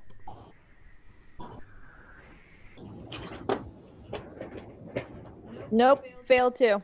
Okay, so you reach out to you can feel your grip slipping on the iron bars, and you reach out to grab Edward and either Edward or Alan's hand while you're holding on, and you kind of try and jump to try and just grab hold. And Edward and Alan, I need both of you to make me a dex check. Okay. I failed. Oh no. That is a extreme success. Okay. Okay. Ruby, you fall off the iron gate backwards, and you take 1 point of damage from that as you hit the ground hard. A little embarrassing being a British intelligence operative. Climbing is not my thing. It's something else. Alan, as you go to reach and try and help Ruby, you kind of lose your balance, and you fall forward over the gate. Luckily, Edward, also trying to help and being slightly more dexterous than you, manages to grab your ankle as you're you go over, and he's holding on to one ankle, and your other one you manage to catch in the gate on one of the cross beams, and it's wedged in the corner. But you are hanging upside down on the wrong side of the gate currently, being held by Edward. I just start screaming frantically. Alan, it's okay. It's okay. I've got you, buddy. I'm gonna try to grab, like, if I can, try to grab my arm and try to walk myself. Make like me a strength check with a penalty die. Oh, this was going so smoothly. 16, 21. Hard success. And that's with the penalty die? That's with the penalty die. Okay. That's correct. Okay. That's 60, 30, 20 plus the 5. Yeah, 25. Okay, 25. Added 5 no to it. problem. Yep. Yeah, so you managed to grab hold and kind of scurry your way back to realign yourself properly, and you managed to get back up and onto the top again. So you and Edward are now both still sat at the top, with Rubi all right, buddy? at the bottom looking up. Brown pants. Okay. Shout. One more chance, Agent Sitwell. Oh. No, I can't do that. I was gonna say if I could try to sneak through the gate instead of trying to climb it. Make me. Because I'm a lot stealthier than I am better at climbing. Okay, I want 2 rolls from you for this. I want a dex roll. Okay. And then I want a size roll. Ooh. So here's the dex. Success. Okay. Just barely success, but success. I got 24. And then size. Yes. Definitely success. Okay. 59 on the dice for 65 on size. Yep. So, kind of playing to your strengths a little bit. You looking at the size of the gap. You manage to get your leg through, and then with a little bit of wiggling and manoeuvring, and a lot of breathing in, you kind of manage to slowly slink your way through, and manage to kind of pull at 2 of the bars just to get that last little, to get your head through, and you make your way. You're now on the other side. Oh, just like a cat. No. It was extraordinary. I hadn't even thought of that. One way to do it. That's actually very clever way to do it. Is there anything we can see from the height we're up here? Just a quick glance before we try to make our way down. Me.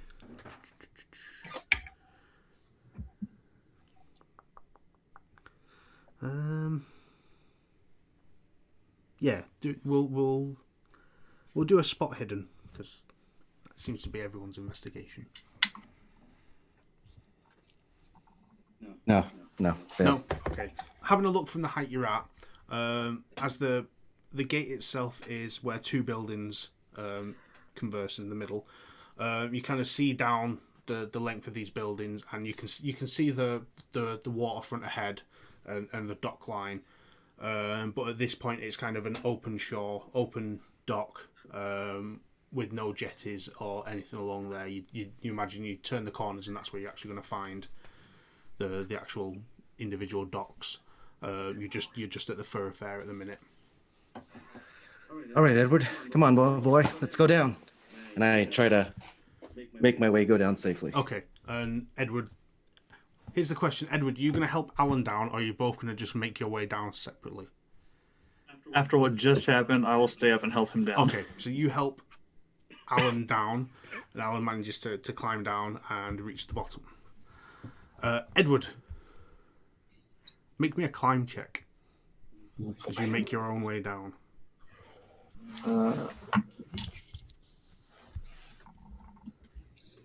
Yeah, no. Nope. That's a hard fail. Okay, make me a dex check.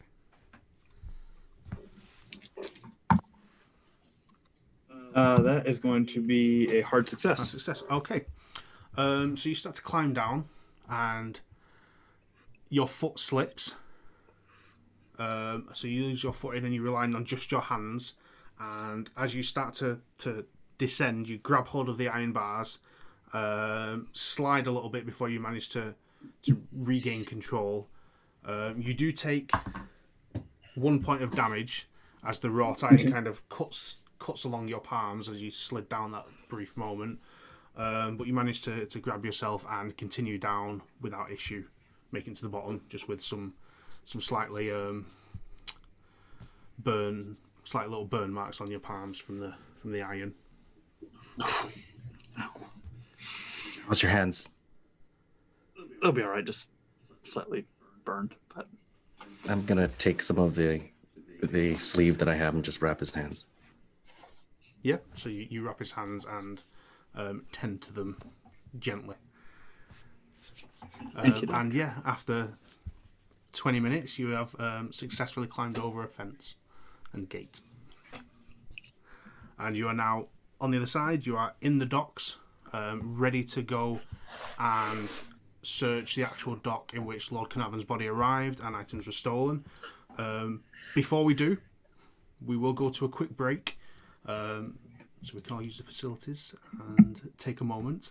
But we will be back, say, about 10 minutes' time. So don't go anywhere. Stay tuned. There's a lot more to come. And we will see you all shortly.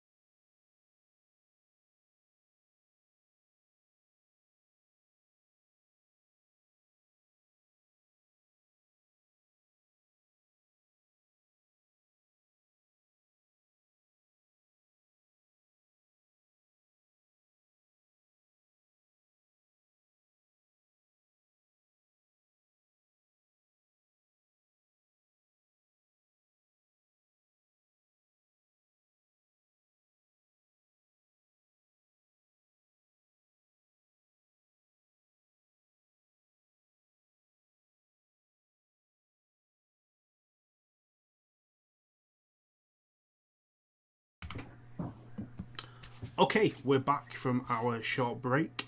Thank you for bearing with us. So, we left off. Everyone has finally managed to get into the docks over the gate with minimal injury. So, you are here. You are back at the docks after hours. What are you doing?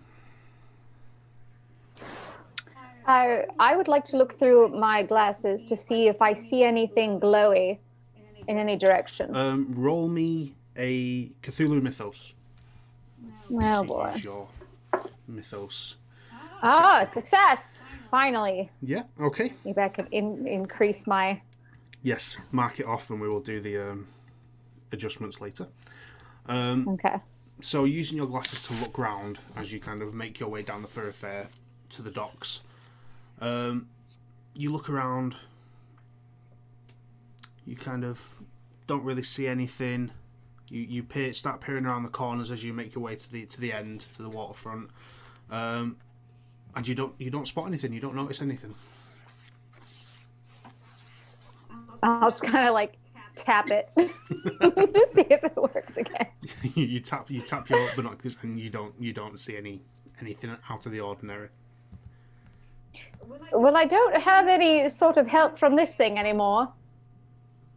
I don't know which direction we ought to go in. Dot would like to refer to the letter as well as the file that we've been handed about the location of that particular dock and where the initial theft had occurred. Yes. So you look at the letter. It is the exact same address that Samuel Haversmith gave you, as Francis Goodwin had given to others, and it's Pier 6 on the west dock. So knowing that information, there is some signage at the end, and you can make your way to the correct side and to the correct dock. And yeah, so you can head there. You can pretty much from where you are looking over, as there is no one about, you can clearly see, it's a couple hundred yards down the way, to your right. Well, do we want to head in that direction? Yes, by all means. Lead the Yes. way. Yeah, so you head down, you make your way there, and you approach Pier 6, and you see that there is it has been kind of roped off. I wouldn't say police tape because it's 1920s and they don't have that, but it has been roped off and cordoned. There isn't an officer there, there is no one there. You just see the pier. There is no boat, no barge or anything like that. There are two large wooden crates on the pier, a bundle of rope, and very little else, to be honest.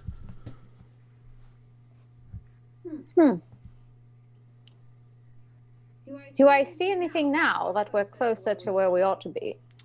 Having another look, you look around and no, you don't see anything. Well, I'm all out of ideas. Yes, Well, please. we're at a dock, and we're looking on top of the dock. Oh. Any chance there could be something underneath? Oh.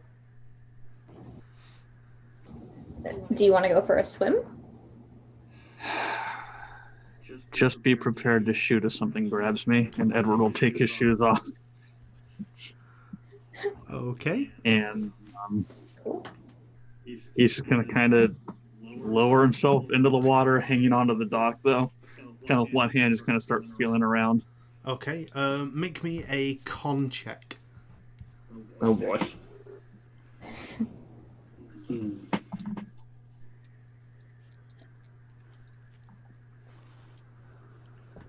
Success. Okay. You dip your toes in and the water is very cold. But you manage to hold in the little high pitched, cold breathy yelp you may have normally done. But you manage to hold strong, dip your toes in, and you get in. And yes, so you're in the water, holding on to the side of the pier. Your feet do not touch the floor. And yeah, you've got the pier next to you and the stone of the dock wall. What are you doing? Are you going into the water and looking on the bottom? Are you looking underneath the jetty of the pier? I'll start by looking underneath. Underneath the jetty bit of the pier. The jetty. Yeah, so you move off the dock and you're now in the water. So roll me a swim check. Oh boy. All the checks for Edward today. Oh boy, Edward's not a strong swimmer, guys. Oh no. That's an extreme fail. Okay. Edward slips under the water. No hesitation, I jump in. Okay. Make me a swim check as well. We're gonna drown tonight. At the same time, I'll yell to Dot. Dot, do you have that long tied kerchief makeshift rope that you have? Yes, she'd pull it out from like her pocket. I guess she had placed it in and kind of start like trying to put it in the water behind Alan. 16. Success. Okay. Alan, you jump in, and you straight to where Edward slipped under. It literally takes you a matter of seconds, and you just kind of grab and pull up to the surface, and you're both kind of treading water now. At that point. Hold him from under just to give him some time to catch his breath. Do we see anything? Like we're both looking at the jetty. Make me a spot hidden, but with a penalty die, as you're kind of semi-focused on looking, but semi-focused on keeping Edward up. That's just spot hidden. And Edward, you can do the same, but obviously with a penalty die, as you nearly drowned momentarily. Failure for me. Fail. Yeah, fail. And Edward? Fail. Okay. Looking around on the surface of the water under the jetty, you two don't see anything. Everyone else, if you're looking in at this scene, if you want to make a spot hidden as well, just a straight roll for you three. That is a hard success. Ruby? No? Fail. Okay. Eliza, as you're kind of really annoyed that your glasses haven't come up trumps with anything, you kind of stare at the water without them and kind of a bit annoyed that you don't see anything. But you do see, once all this splashing around has happened and they've moved under the jetty, you do see that some of the silt at the bottom of the dock bed has kind of been sloshed about and moved away, and you do see what you notice to be a wooden square, just that slight glimpse of being able to see it at the bottom of the water, just like a wooden top. Alan! Edward! There seems to be a wooden box beneath. Was it the jetty or the dock? Just in the water at the bottom of the waterfront of the dock. Just in the water where you are.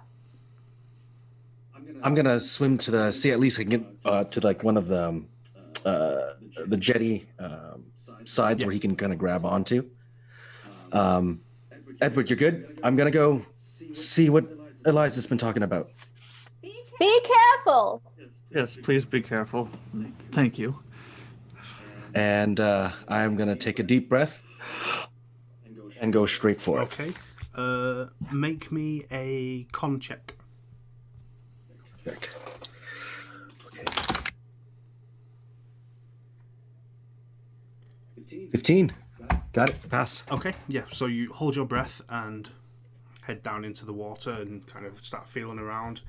It takes you a couple moments to get your bearings, and then you feel it. You feel the top of what appears to be something wooden, only small, and you manage to grab it and pull it. It's not held down or anything at the bottom. You pull it up and out, and as you kind of immerse in the water, you have it there in your hand in the air. A small wooden box, very similar to the empty one found in the alley and the one found in Francis's fireplace. Eliza, catch! And I try to throw. Oh! Next check.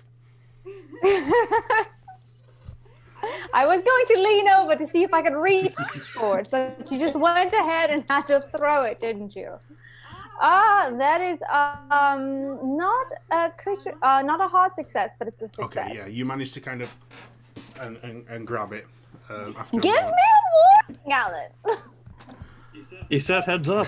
Oh, you did. You didn't give me time, though. I'm sorry. So yes, you grab it, and it is another small wooden cargo box. I open it. Okay, yeah. So you kind of peel the top off. Looking inside, you see some very waterlogged wood shavings, the packing material, and you see a small piece of stone. Edward, Yes. there's another small stone in here, and as I pick it up, I inspect it. Yeah, so looking at it, looks very similar to the other two you've already found. There is the corner of some sort of unknown language glyph on it, and like a hard, it's like there, and you've got like a hard straight line carved into it, and a glyph next to it. You don't recognise the language, but it looks very similar to the other two you've found so far. Just don't put it in your mouth, but I believe it looks like the others. As I hand it over to Ed. Is Edward in the water, or are you I will at this point be climbing out of the water. Yeah, so after a moment... And As I will help him up. Yeah, so you help him out of the water and pass him the stone. Yes. I think Edward would have had the sense to take his jacket off on the dock, which had his gun and the stones in it. I'll pull the other two stones out and see if I can try to piece them together. Yeah, so you hold the two stones in your hand next to each other where they interlock, and you get this third one, and you're kind of placing it, and it doesn't fit. It doesn't align with these two. The stone itself is almost identical in type. It has the similar markings on it, but it doesn't align positionally with these two. It's the same thickness, everything. What do you think it is? It looks like the same material, but I don't think it goes with this set here. Do you think that there's another one that's in sequence, or do you think that it's a different thing entirely? I mean, this one's still missing a piece. It looks like it could be missing multiple pieces. I don't know if they all fit together somehow, but from looking at this now, I don't think this has anything to do with this particular stone. Well, I would hold on to it as these things don't just get hidden for no reason. All right, I'll put them back in my pocket. Alan, are you still in the water? I am, and I'm gonna go after he comes falling out. I was gonna follow. Yeah, no worries. Yeah, you make your way back out, climb out, completely drenched in all your clothing, your new clothing. But Thank you again. no worries. Don't just try not to do that, Edward. And I'm gonna just cautiously take my pockets to make sure that none of my my things in my pockets were damaged or anything like that. Yeah, so. you Okay. pat yourself down and check that everything's there and fine. Just a little bit wet. Right. Do you guys find anything interesting up here? Well, I was kind of a little preoccupied by everything that just happened, but and she'll start walking around, kind of just like looking at the dock, trying to see if there's anything strange, any markings or. I walk in the opposite direction of Dot so we can cover more ground. Yeah. So Dot and Ruby, do you want to make me some spot hidden checks? See if anything turns up.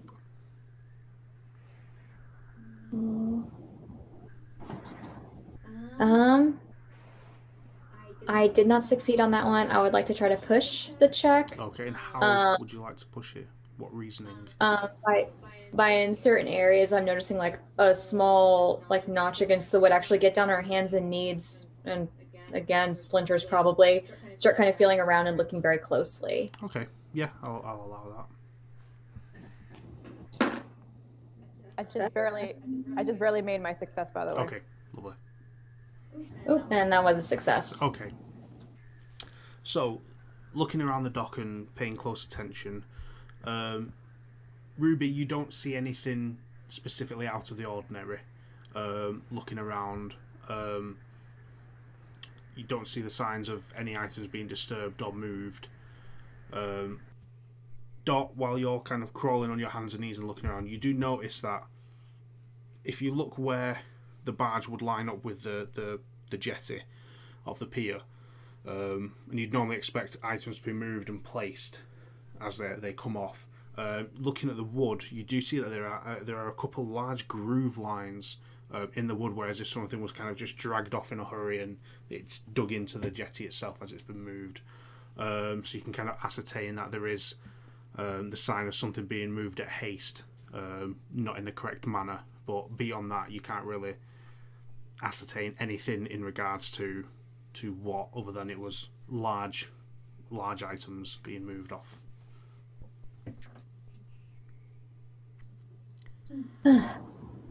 Well, something big over here it looks like, and they're really hasty about it.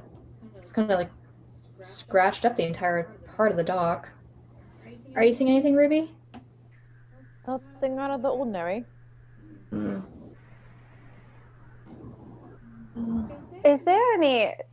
Are there any warehouses that are nearby any of these docks that would be a storage facility? You've got the waterfront where the jetties put out. Behind that, it is all warehouses along the dock. You are aware, obviously, of the alleyway in which the first person was found, where the first box was open and a stone removed, and where you saw the red glow from this creature that had been there. You're not aware of which warehouse was used to store Lord Carnarvon's personal items once they were taken off the barge. You'd presume his body was taken away to his estate to be buried, and his personal belongings, you would imagine, would have gone with that, bar the items that were stolen. One thing you were told by Samuel Haversmith is that his body was taken directly with several boxes, but there was a section of the cargo, including these items that were stolen, that was left on the dock for a period of a couple hours, whilst wagons were brought to remove everything. But the arrival of his body and items was late on in the day, towards the end of the working time of the dock. So there would have been a period when they were left slightly unattended, which is when the robbery would have taken place. Well, then I would like to go towards the area in which that originally that we had arrived at, where it was sectioned off, and we saw that there were police and missing items, but I would like to call towards both Ruby and Dot and say, I believe if we should check the warehouse closest to where we had originally come upon the scene a few days earlier, and go from there. Perhaps there's something still hidden within this warehouse, or perhaps we could see where we could track where anything has left. Sounds reasonable. Sounds good. Yeah. Okay, so you head making your way towards the alleyway where the corpse was found previously. It's not a long way away from the Pier 6 itself. It's literally, you have two warehouses between the pier and the alleyway, both large storage units as they were. So you've got the option, you can either search the first one, the second one, both. But paying attention to the route from there to the alleyway, it's a cobbled road area, and you don't notice anything on the floor along that route. By looking through the glasses, do I see anything? No. Well, shall we venture on together, or shall we split apart and search both of these? They do both need to be explored, but I say we split apart, but that's just me. I know you guys are quite against that. No, they should be close enough that should we find something in one, that one of us can alert the others.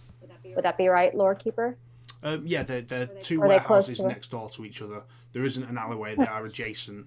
So you are literally in two buildings next door to each other. Well, then yes, let's split up, and then if anyone should come upon anything, we'll alert the rest of the party. Okay. It's well with me. Yeah. I'll go with Eliza. Who's going? Anyone else? Is it just Alan and Eliza and the other three, or? Dot seems to handle herself well, so I think I'm gonna head with Dr. Allen just in case.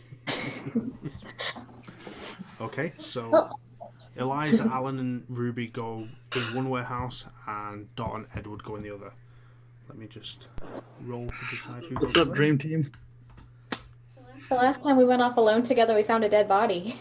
Yes. At least we have guns this time. That's true. Okay, so Dot and Edward, you head into the first warehouse. The door to it is locked, but it isn't. It is a very simple lock, and you manage to kind of jimmy it open with a bit of scrap and metal, and kind of wiggle the lock and push your way through. Heading in, you kind of have a look round. You see several large barrels, all stood in a line along one wall, and then you see strips of what look like troughs all across the middle in rows across the entire warehouse. All appear to be empty, and there's not much else you see in there. You see the big double doors on the other side where a wagon would come in. It's just this row of 6 or 7 large barrels on the side wall that's in there. Interesting. And is it just like a single level, or are there any? It's a very tall building, as most of these warehouses are, but this one just appears to be just one big open room. Mm-hmm. Okay. It does have, like, on what would be the second level, there are rows of large windows. Are there any like support beams that go across the top of the building? Yeah, so it's got a pointy roof, and then it does have like a scaffold roof system with your cross beams and everything along there. But there is no ladder up to those or anything like that.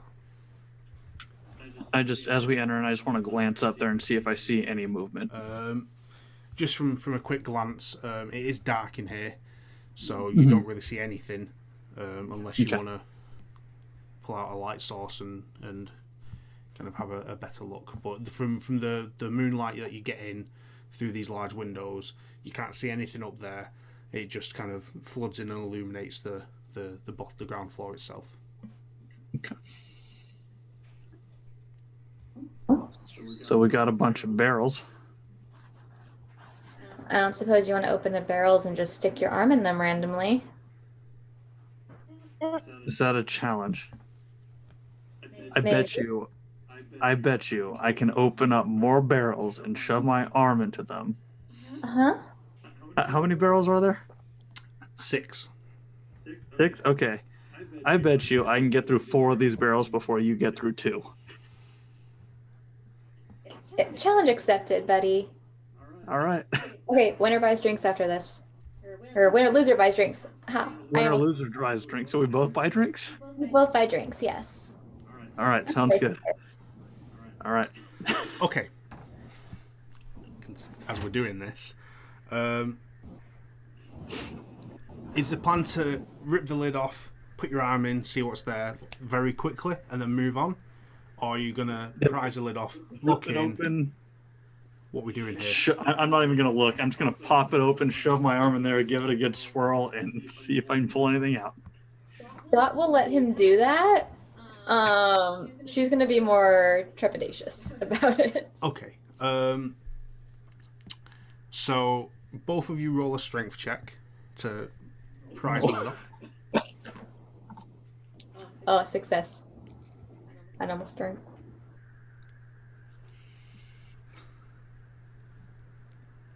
No? Nope. Okay. So, Dot, you go to yours looking at Edward struggling to get the lid off his first one, and you pop the lid off without any issue, quickly look inside, and that barrel you're looking in is empty. Oh, okay. Set the lid back on it. Yep. Move to the next Over. one. Both roll me a strength check again.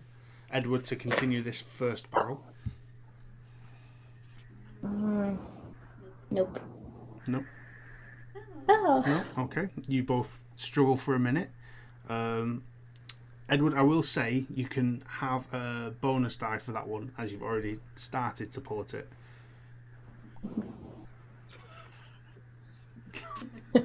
Okay. You're really struggling here with this one. Hypothermia setting in. You know, yeah. You're really struggling. Dot, you're also struggling. Edward, I'll give you the option. You can have another go, or you can move on to the next one. I want to see what's in this one, damn it. Right, doing one more strength check. Finally, yes. Okay, so you finally, after a minute, wrench it off. Because of your frustration at this point, you throw the lid and dive your arm in, and straight away, it's cold, it's wet, and you suddenly get this influx of the smell of rotten fish. And you look down and you see what appears to be a barrel full of fish that have definitely gone off and probably should have been taken on the last cart that left. I grab one and I throw it at Dot. Okay. Make a throw check, and Dot, you can make a dodge, which is half your dex. Ooh, that's bad. Fail. No? Nope. Okay. He Yeah. throws it and it completely goes wide. Looking around, realising that this looks like it's a fish packing warehouse, and the troughs would have been lined with ice in the morning, ready for Sense. packing fish. Now you can continue. There are a couple more barrels, or you can enjoy the smell you now have. Ew. You smell I really mean- bad. I'm just saying, I think I'm just. if you were going to hide an artifact in something, I wouldn't hide it in a fish barrel. If that's where you're getting at. would you ever think to look for an artifact in a fish barrel? No, I guess not. But. Okay, you want to open the rest of these? I'm going to search these barrels, though.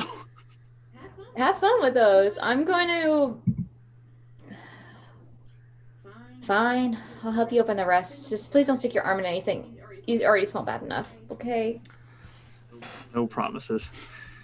Okay, so you guys finish off together. You don't need to roll as you're doing it together. Open up the barrels. Another 2 contain rotten fish. The others are empty. And that's all We you gained find nothing. within these barrels.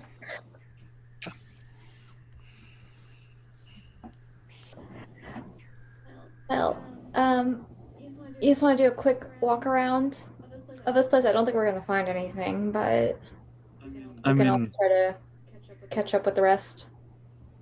it wouldn't hurt just to do a quick glance around. So just walk around the border of the warehouse, I suppose, and see if anything at all pops Yeah, out. so you walk around the internal perimeter of the warehouse. Don't notice much as you make your way around. You get to the big double doors where the wagons would come in. You see that it is locked from the inside with a big chain and a padlock. And the door you made your way in would be the entry and exit door beforehand. Beyond that, you don't really find much in that warehouse. Okay. So, Ruby, Allen, and Eliza, you make your way into the warehouse next door, passing the Dot and Edward as they enter, and you see the sign on the wall, Smith's Fish Packing, next to the door. And you make your way into the warehouse that you're going to search. The door isn't locked to this one, it is unlocked. Opening it, you head in, and looking around, you see there are 2 levels. There is a main large floor level and like a mezzanine level above. There are 2 wagons parked inside, and a spot for a 3rd, but that is empty. There isn't one there. You can see like they're kind of laned off, and you see a stack of crates lined up on the wall along the wall. There's about 12 to 13 crates all stacked up on top of each other, all with shipping notices marked on the side of each of them. I would actually like to look for signs of break-in since the door was already open and there's a wagon missing. It doesn't seem quite right. So I'd probably start with the door to see if there was any sort of like break entry there. Yeah. Roll me. I will say either roll me a locksmith or the one underneath, which is mechanical repair. As you're kind of looking at the mechanics of the lock as well. Mechanical repair. Surprisingly, it's a fail. Yeah, so you look at the lock and you don't notice anything. It opens, the latch moves. You can't really tell beyond that. Yeah. But it's definitely not locked. I would... Oh, go ahead. Yeah. I would like to look at inspecting the crates. Seeing as that they have shipping notifications on the outside of them, I would like to look to see if there are any shipments that have the names of Lord Carnaby or Francis Goodwin or locations from Egypt located on the outside of them.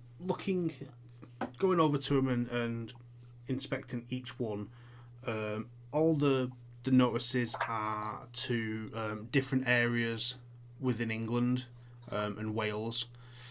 They appear to be, one's going to a seamstress in Sheffield, one's going to a fabric vendor in Leeds, one's going to a haberdashery in Cardiff, and so on. They appear to be going to clothing related places, each one. That's the shipping notice ready to send out. The return address is literally the warehouse you're stood in. It says, warehouse 12, London Dockyard, blah blah blah, and the return name is let me just check the return name very briefly.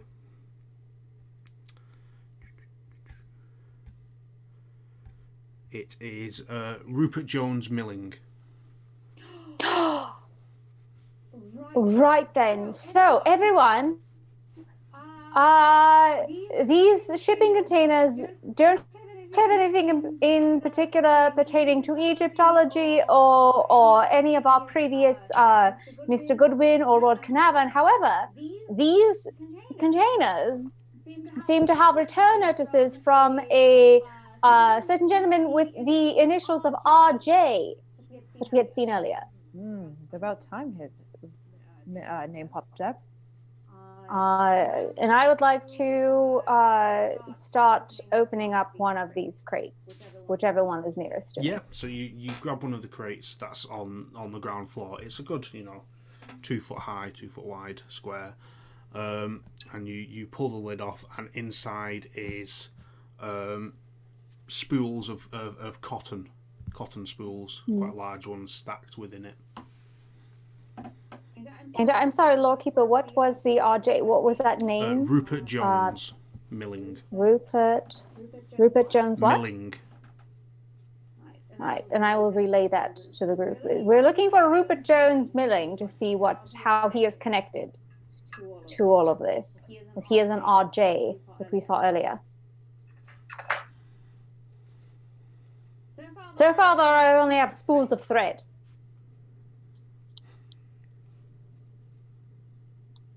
Don't know what I could do with these. Yeah, so that's what you find in the first crate. Do you want to continue on and check the others? There are about 13 there. Would anyone like to help me? Sure, I'll help. Yeah, I'll help as well. Yep. So looking through, you find much of the same. Most boxes contain spooled cotton thread, loose wool, sheets of cotton linen, and so on. In any of these shipping notices, was there an address related to this Rupert Jones milling?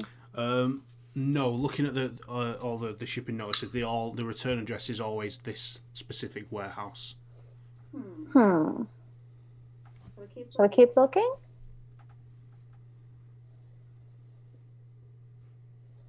Yeah.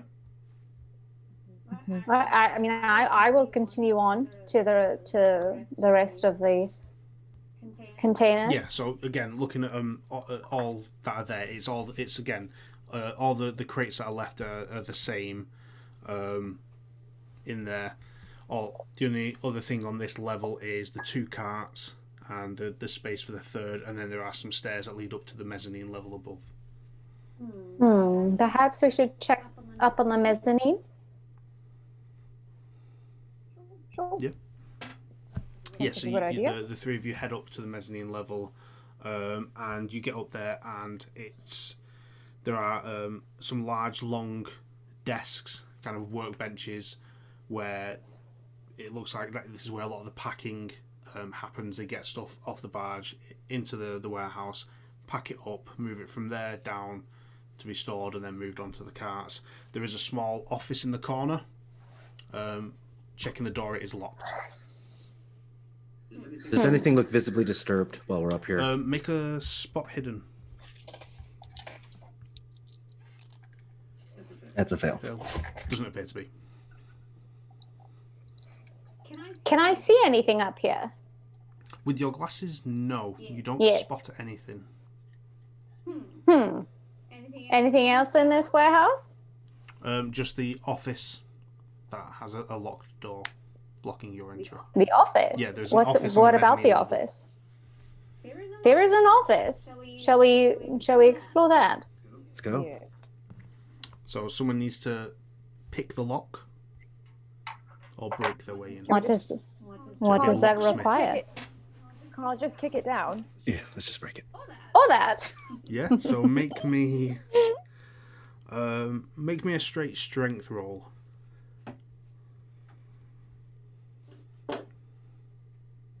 Success. Yeah.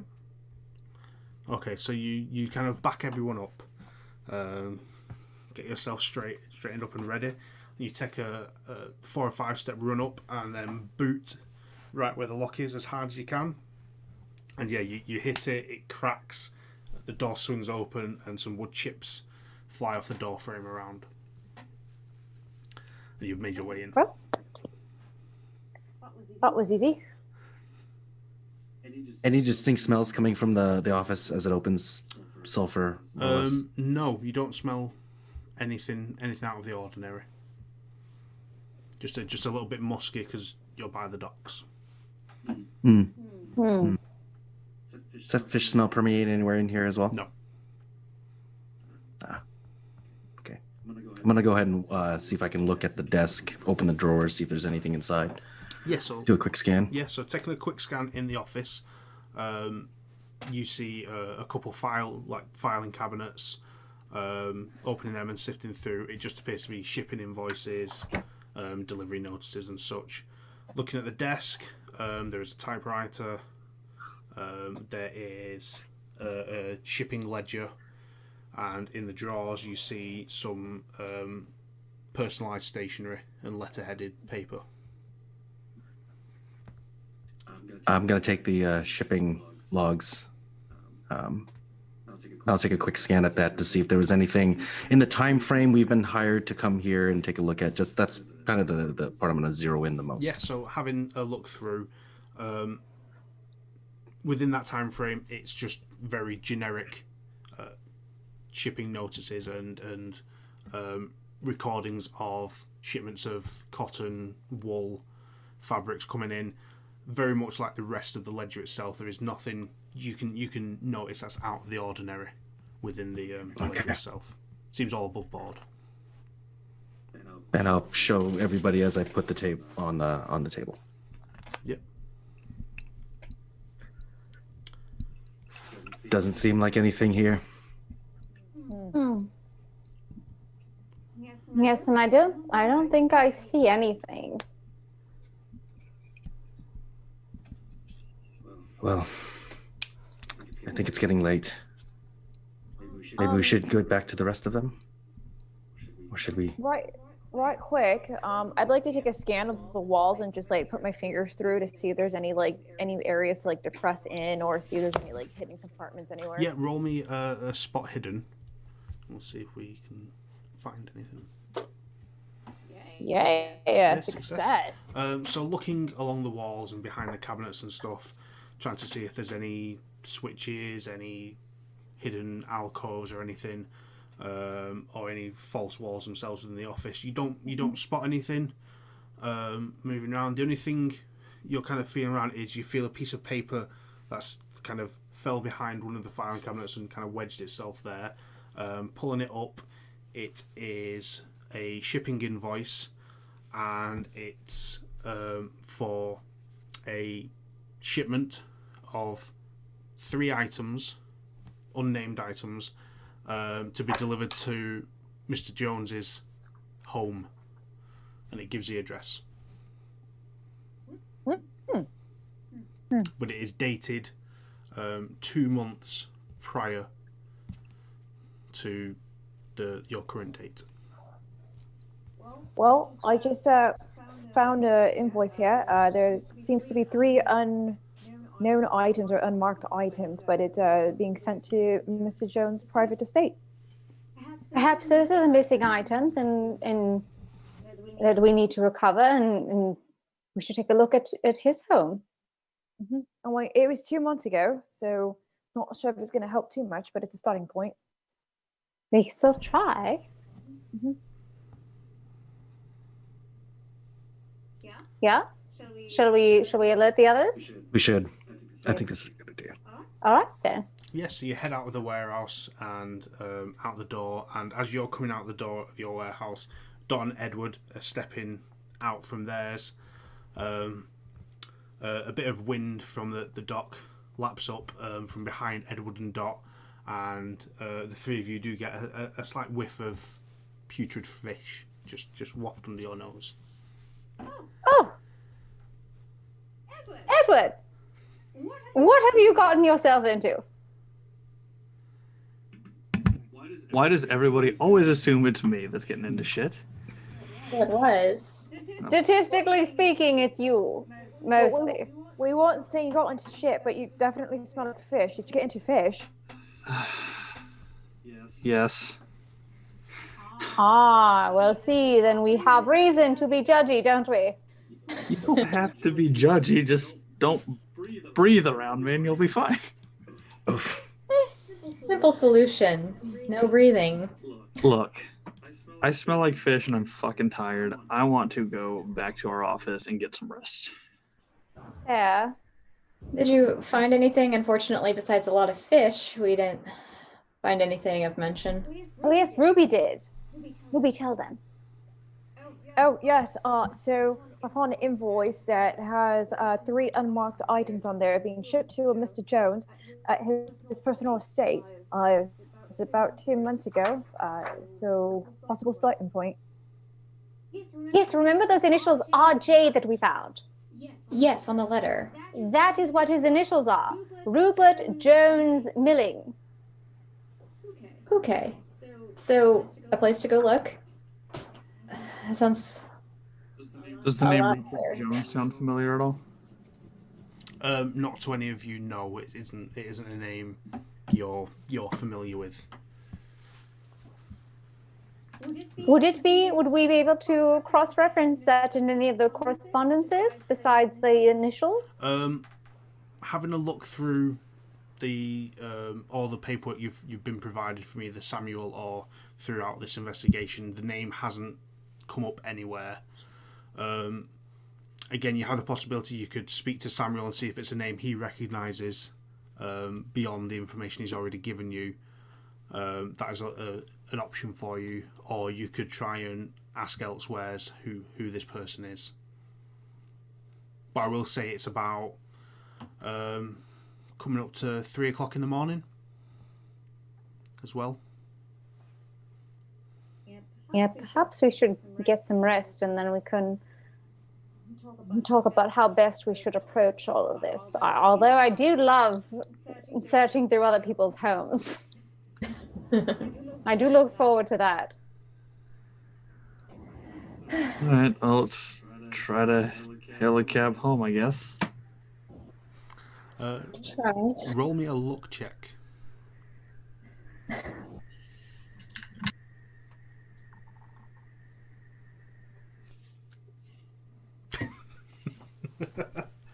Edward, you don't have much luck trying to find a cab at 3 in the morning near the docks. That's fair. How far of a walk is it? From where are you heading to? You heading back to the offices, or Not to the office. I would say I would be going back to my apartment, and I would offer a place to Ruby if not knowing where she is staying at the moment. I appreciate that. Actually, I think I'm going to go back to the safe house to report in. All right then. Yes, please, so that we know that Scarlett's all right. Yeah. Yeah. So if you were to all head your separate ways back to your own accommodations, each of you would take between 25 to 40 minutes walk from this point to get back. That's everyone going to their separate locations. I will have my gun on me, walking through the streets at night alone in London. This place, yeah. Not a place for a lady to walk, or anybody to walk on their own. So are we all heading back to our separate houses? I would just plan on meeting at the office in the morning then. Yes. Sounds good. Yep. Sounds good. Okay. So you all make your way home for the night, where you decide to rest and recuperate.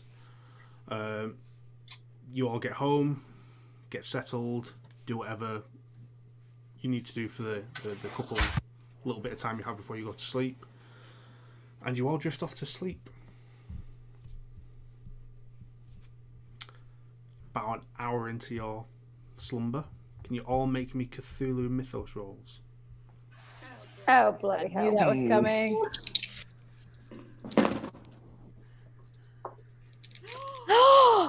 Success! Where is Barely. Left-hand column, halfway down. I'm sorry. I'm so terrible at these rolls. It should be right under climb. Thank you. Yep. Oh, so close to making it. So hands up who failed. Success. Oh, wow. Well done, Edward. Yeah, my mythos is a 9 and I got a 5. Okay, so Wow. Eliza and Edward, you have a wonderful night's sleep, undisturbed, uninterrupted. It's nice. It's nothing out of the ordinary. The fish smell just knocked me out. Yeah. Ruby, Alan, and Dot. You start to toss and turn in bed. Your subconscious is kind of it's not settling. You're not really. You're struggling. Your mind's kind of rolling around with all these events that have happened, the sites you've seen, not just in this current investigation, but in previous investigations. And with Ruby, with everything that's gone on with your sister, these kind of images are coming back to your mind, and you feel kind of like you're falling. You're asleep, but you're falling, and you have that. If you've ever had a dream which you've tripped or fell and your body's kind of jolted itself awake, you have that sensation, but you don't wake. You jolt yourself up and you kind of stand up, but you're not awake. You're not in your home, and you're in a void around you. Just a very dark, black, silent void. And then you kind of... It goes from a dark black to a very, very deep purple. And then the hue builds and becomes a scarlet red. And then to a more bright red. And then behind you, you feel this kind of feeling, and the air leave behind you. And you kind of go to turn, but your body doesn't let you. And you're kind of fixed in this position, facing forward. And you start slowly hearing the patter of movement behind you. And you hear a very low, long, drawn-out hissing sound moving from behind you, where you felt this kind of woof of air movement. And it moves closer, and you're kind of stood there straining your body to move, and you can move your eyes but nothing else, and you kind of pull them as far to the side as you can to use your peripherals to look behind you, and it moves closer and closer, and you hear that hiss right behind your head. You can almost feel the breath against the back of your head. And this morning you're awake, you lay in bed drenched in sweat.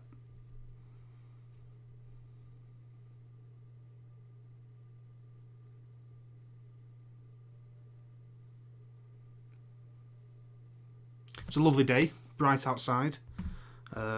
Makes a nice change from the usual dull drizzle of London. What y'all do? Edward's taking I had a his lovely... I'm shower. sorry, go ahead. So Edward and Eliza are up, ready for the day. Had a lovely night's sleep. I don't know about everybody else, but my hair's still curled, and I will also take this opportunity to bathe, because shall we get into any other fishy situations? Edward cooks a big mess of bacon and eggs and just goes to town. Okay. So Eliza gets herself creamed and prepped for the day. Edward has a nice breakfast. Dot, Alan and Ruby. How's your morning going? Oh, that was a rough situation. So bagged under the eyes, barely being able to do my makeup, very exhausted because terrified to go back to sleep. I will, however, report into my superior for British intelligence to recap what I have found, just so that my bargain is intact with taking care of Scarlett. So. Yep. So you make your connections and speak to who you need to speak to, and they acknowledge your report and basically ask you to continue and await further instructions later. Okay. I do inquire about that dream, or at least put it in the log. Maybe if someone had heard anything about that. Yeah, so they say they'll get back to you. Okay. On my way to the office, I do pick up from a local bakery a lot of pastries and some fresh cut flowers for the office on my way there. Dot and Alan. Dot. How was your morning? After having woken up, Dot will do what she normally does when she can't sleep or is nervous. She'll go over to like a little chair that she has, just sit in it, get her camera equipment out, and just start obsessively cleaning everything. And just do that until she sees, like, okay, it's of a decent time where I should probably get over there, and really not care about how she looks at all. Okay. Alan? I am going to be reciting the numbers 1 through 10 just because of what I've seen. And just in rapid sequence, as I'm walking back, I'm actually going to take a piece of paper and just try to... It's a thing that I have as a coping mechanism when I deal with these situations, but I try to start cutting pieces of paper as I'm walking towards the office. Okay. Coffee in hand. Yeah. So you do that, and everyone kind of makes their way and arrives at slightly different times at the office. You get there, a couple of people are earlier. Eliza's probably the first one there. Yes, good morning. I brought pastries for everyone. Oh, Ellen. What's wrong with you? And I take the first sip of the coffee, sit down, and it was a really, really rough night. Oh. Really Are rough. you all right? I am. I just need a couple minutes to get myself back together. It's been a long night. And I take a seat. We'll have a strawberry tart. And I have not only one, but I try to put like two. And I just start to... These croissants, the blueberry muffins. And I go back to cutting my pieces of paper. Oh, Ellen, what are you doing? And I start to draw.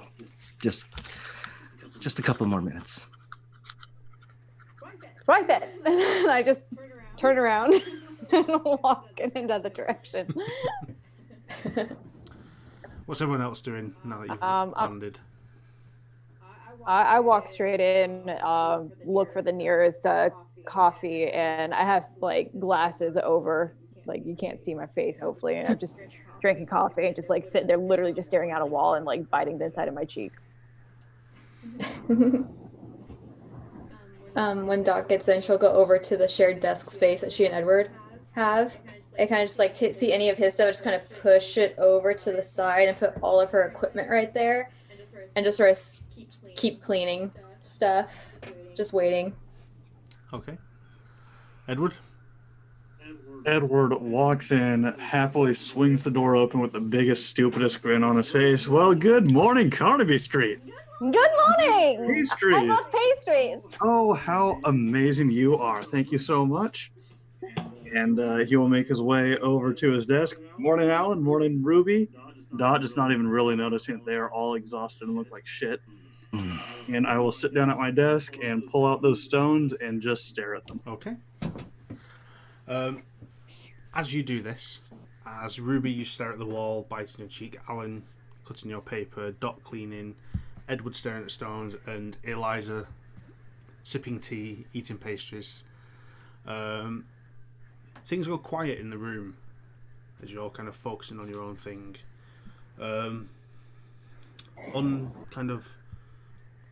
Unintentionally not noticing how silent the room gets. Dot, Alan, and Ruby, you kind of trying to focus on this, but your mind still kind of brings you back to the dream you had that night, and you suddenly kind of acknowledge the silence in the room and realize it is deathly quiet in here right now, to the point where you can't even hear the clock on the wall making a ticking sound, and then it's just quiet, and it's quiet, and then the phone rings very loudly. Okay. Who is closest to it? The closest person to the phone would be... Hold on. Would be Alan. I pick up the phone. Carnaby Street. And... How can I help you? Yeah. So you hear on the other end of the phone in a very hushed voice. It's Samuel. Hello, are you there? Hello? And I say, just 1 minute, and I kind of put my hand on the phone and kind of get everybody's attention. Can I have everybody come closer? What is it, Ellen? Hello? Yes, Sam. Hi. Hello? Who's this? Is this Carnaby Street? Hello? Yes, this is Alan. Alan.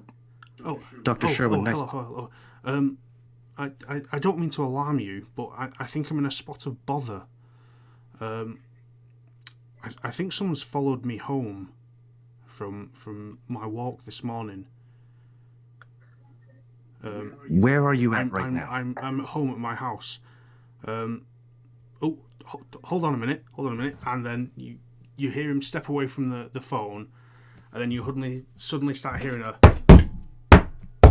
in the background, And then you hear the sound of Samuel shouting and a struggle ensue. In the background of the phone, you hear Samuel shouting, "Oh my God! Oh my God! Please protect me, God! Oh my God!" And then you hear him shout, "Get back, you demon!"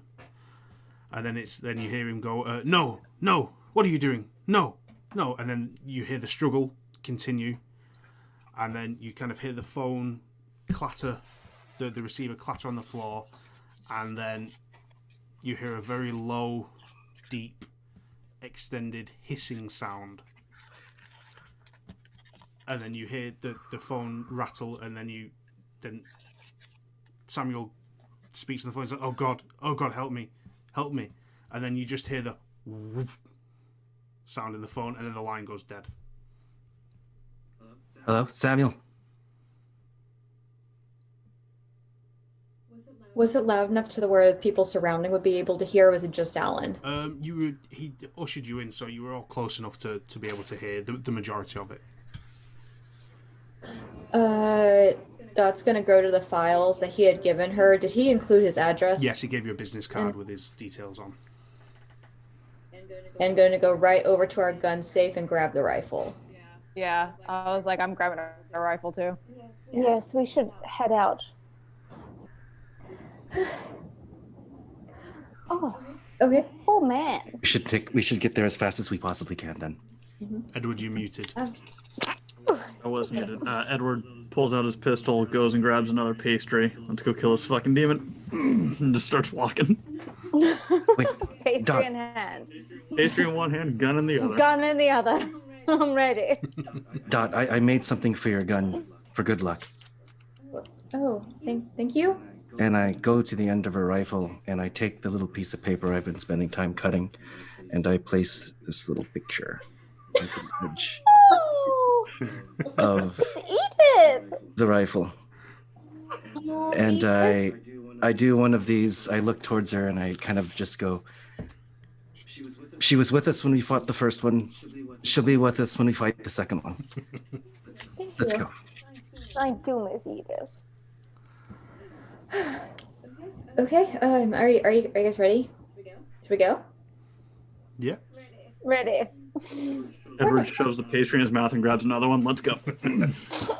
That's actually a good idea. Let's do it. Okay. I stressed it. I'm sorry. So you, knowing Samuel Haversmith's address, and he lives in Chelsea, another district of London, you make your way there. Are you hailing a cab? Are you running? What are you doing? How are you getting there? How close is it? Not very. I forget my geography, but it's on slightly the other side of London. So you're talking on foot, 25-30 minutes. By cab, 10. Well, I would say let's hail a cab then. Yeah. So luckily you're on Carnaby Street, and there are cabs everywhere. So you jump in a cab and make your way there. 10 minutes later, you pull up outside Samuel Haversmith's home. You're there. What are you doing? As we're getting out, I looked at everybody and just going to say, we should really save up for our own vehicle. I agree. Actually, why don't I do that? And I will save that for later. I will probably purchase a car. Great. Gun drawn. Edward's just going for the front door. Okay, so you rush up to the door. You get there and it is locked. Well, I'm out of ideas, guys. What do we do here? Well, I had a good success with kicking down a door, so I'm going to kick down this door. Roll me a strength check. A success. Yeah, so you boot the door with all the force you have, and it cracks, swings open, and you're looking into the main hallway of his house. There's no one there. You don't see anyone in the hallway. Eliza? Yes? Can you bring those special glasses over here? Or binocular? I don't know what they're called. Yes, I believe there's some sort of lenses. They do look like opera glasses, apparently. But yes, I will take a look to see if I find any glowing substances. Yeah. Roll. Stay behind me. Roll a mythos check quickly. Okay. Success. Okay. Looking through the glasses, you see that down the hall there is a door slightly ajar on the right, with the staircase being directly in front and up, and it is bright red, glowing from the cracks in the door. There is some glowing down in that hallway. You said before the staircase. No, you've got as you enter the hallway, you've got a staircase directly on your left. Then you move down the hall. There's a door on the right, and it's behind that. But the door's slightly ajar. Right, just past the staircase on the right, down that hallway. There is some sort of glowing red substance from that direction. All right, let's go. Right then, is everybody armed? I'm behind Agent Stillwell with my gun. So you head down the hallway, and you make your way to the door, which is slightly ajar. You don't hear anything behind it, but you can, from the gap in the door, you can smell sulfur. Ooh. Crouching down very, very lowly. How much of the crack? As Edward taking a note from Edward last time. It's the door's ajar, so it's a slit open. So you're talking about maybe Never mind. 2.5, I shall 3 not inches. ruin my outfit. I will not ruin my outfit by the doors open. So I don't know. Do we do the same thing as last time, where we kick the door and we're ready to Edward will shoot? pull out a book. Oh, God.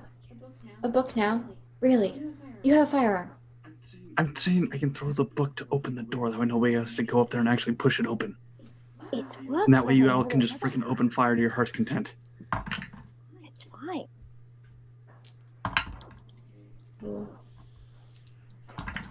On 3? Are we making a decision here? What are we doing? Just beat the third. I throw the book On at the three. door. You throw the book at the door. Who's It hits the door, who's drops to the ground. The door opens maybe another inch. who's kicking the door open? That's a heavier door than I thought. Oh, screw it. Dot's gonna go up and just push the door open.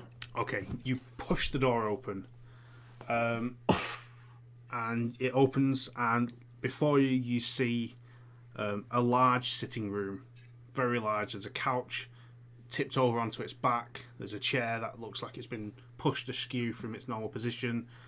You see a lamp knocked over, and there is no one and nothing in the room. You get a strong smell of sulphur. Eliza, looking through the glasses, you see the large red outline of this creature where the couch was in the middle. Well, he was here. We just missed him. Apparently. When we walked into the house, were there any other areas that we went right by? There was the stairs that go straight up. You went to the door at the end, right? There's another door to the right as you enter the house as well. I will say we should probably check this room though, because every other room that we've seen his figure in, we have found something of importance. So I would like to very carefully inspect all the little parts of this room. Yeah, so if anyone wants to inspect the room, roll me spot hidden. The other thing I want to look for too is just a quick question to Edward, are the stones reacting to the recent events as well, or the little tiles that we have? Not that I've noticed, no. Okay.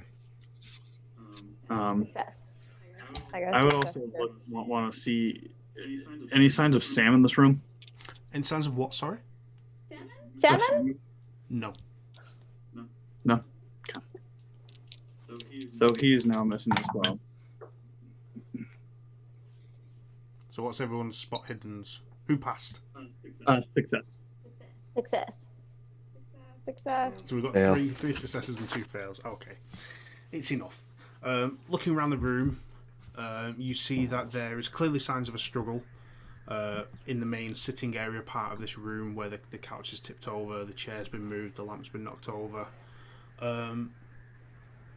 Looking closely, it's a nice stained wooden floor. Eliza, with your glasses, you do see claw marks on the floor in the area where this creature was kind of positioned. But then focusing, kind of going, I can see claw marks. Looking further, you actually can see the claw marks of fingernails, human fingernails that have been like scraped. Human And then they fingernails? just stop Where? on the floor, along the floorboards. And then they just stop dead in where the red glow is at its most intense. Oh dear. Oh dear. I do see some human fingernail marks that go and abruptly stop right here where there seems to be the same creature's marking that we saw earlier. So I don't know how well this gentleman did for himself. So this creature can just take people with it? I'm gonna yell Samuel's name to see if any reaction. Just No sound. Okay. Question. I meant to kind of ask this when on the phone, when we heard the whoomp, would we recognize, those of us who had the nightmare the night before, did we recognize that kind of like similar Yes. sound? It was the same sound you heard during your nightmare, and Alan and Dot, it's the same sound you heard when you opened that study door in Francis's house and you saw the creature just dissipate in front of your eyes. Okay. So if I'm not mistaken, this person just disappeared because I don't know if any of you guys experience that night terrors or some sort. Well, I mean, I really had a rough night last night, and in one of my night terrors, there was a sound that just it sounded like something can just go invisible. That is like a reverberating sound, and it sounded very similar to what we heard on the phone. So I'm curious, is that it's perhaps the same creature that I may have had a dream about? Maybe I had the that's same dream. Yeah. You do. Tell us, Not the Edward. same dream. No, I slept great last night. No, I had the same exact dream. Oh, Ellen. Tell us. The words and the sound. It's the same sound that. It smells of sulfur. It comes from behind. It's the same reason I count the numbers. It's the same reason I am here. We're so close. Oh God. Is this some kind of dream monster? Dream. I mean, what if Samuel was asleep and woke up to this thing attacking him? Well, Oh, we lost Ruby briefly. Did she get taken? I was gonna say that No, thing she's just there. popped out and take Ruby. Oh, did she take it? Yeah. No, I just thought my that's imagination weird. was- I'm so sorry. This thing's real. Is everything, Oh. is everything okay now? Yeah. Apparently, I'm not allowed to say this part. All right. So, in my dream, I woke up basically paralyzed. Like I couldn't move. So I don't know about you two, but I don't think it would have been possible for me to even try to dial a number, having experienced this. I had a bit of sleep paralysis. Mine was the same way. Well, So, in remembering what Scarlett said that this is going to keep happening over and over again. So I really don't think. I mean, it could potentially be a dream creature, but this dream creature has definitely come into reality and is attacking everybody. So I think we really need to understand the connection between who's being attacked. So far, each of the victims have had a piece of the stone as well. That is true. The body in the alleyway had this half, and we found the other half of that stone in the house. So perhaps somewhere in here we'll find a fourth stone that connects with the third stone that we found. Maybe those are all part of the missing pieces from the expedition. And then we still have no idea what this cage does. No. Can I help? Unless it has something to do with the stones. Dot's gonna start rummaging through anything she sees nearby in this room. Drawers. I'm gonna help as well. Yeah. Yeah, Edward's going to specifically with a wooden box. Yeah, so if you all want to make spot hidden checks, we'll see what comes up. Pass. Success. Fail. Oh. Did Eliza pass? Yes. Okay, so we've got 3 passes, 2 fails. Edward and Ruby don't find anything. Ruby's a little bit distracted by the dream still, as things are starting to, she thinks, connect and align with something. Edward is just dumbfounded by the whole situation. And the other 3, you guys start searching the house. Specifically this room you're in. Nothing turns up. You spend a good bit of time searching around, and you don't. The only things you find are a couple correspondence in regards to the expedition. But beyond that, you don't really. You don't spot anything hidden around in the house. Nothing. You don't seem to see anything there. It's strange. Most places you've been to, you found the odd little thing here and there that's helped, but here, apart from the smell of sulphur and the scene of a struggle, there's not a lot else in this house.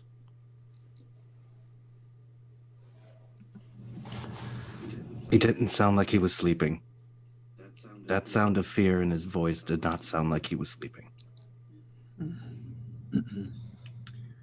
Eliza, didn't you say you found an address for Rupert Jones?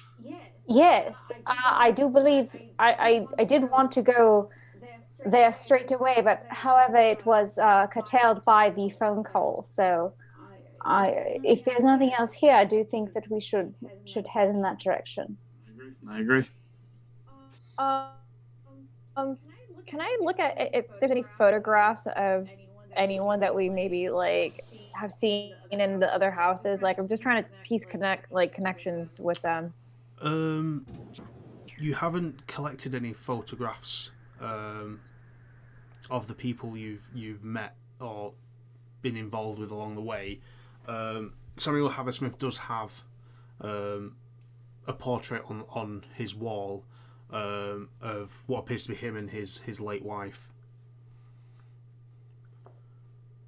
But he's not. Again, there's you don't really notice anything picture-wise that kind of relates these people or connects them. Okay. So what are we doing? I think we need to go to RJ's. Agreed. Yeah. So who has a copy of his address? I do. I had. Oh, go ahead. Yeah. So. Honestly, did I have was it on the invoice? Yes, it was. Yeah. Yeah. So Okay. looking at the invoice, and not clocking it that morning due to the commotion of obviously coming here to Samuel's house, but Rupert Jones lives 2 streets away from where you are currently. Oh, we can go on foot. Flip it over there. Yeah. So you. Guns out, guns out. I actually you're a pleasant little want to neighborhood. connect. I want to connect with Dot privately, real quick, while everyone's walking out. Out of curiosity, how good are you with maps? Maps? decent. Do you have one or? No, I think it might be worthwhile to get one and start triangulating where everybody is actually located and see if there's any sort of connection into their locations. Oh, that's a good idea. I'm trying to think. Lore keeper. Would there be any like shops within this area that I'm aware of that have any type of maps? Let me roll for it. No. No, not in this area, no. The area you're in is more a residential district. So it's mainly like large estates or big townhouses in this area. Not many shops, really. I really like the idea. Maybe after we check out this residence really quickly, I think back near the office, maybe we may have better luck finding a map.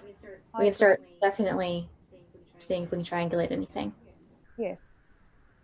Yeah. So you guys continue on foot round to Rupert Jones' his address that you've managed to find. Literally only takes you a minute or two to get round there. You approach and you see a large gated house with gardens. The gates are closed, and as you approach, there is actually a doorman at the gates, stood there, who will greet you as you approach, but not kind of stand in front of the gate and not let you pass.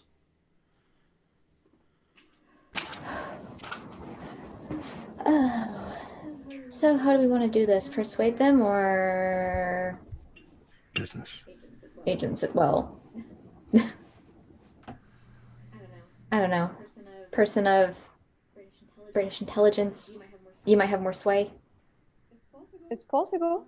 I have some interesting skill set, shall I say, about getting past things. All right. If it's okay with the group. All right, Yes. then I proceed forward. Yeah. So you take the lead of the group and approach the doorman, and he kind of literally moves himself from the door in front of the gate. He's like, "Can I help you?" Yes, I am Agent Sitwell, and I've have a couple of questions for you here, and I keep going, but I'm going to start using fast talk with him. Okay, roll See if I can... fast talk.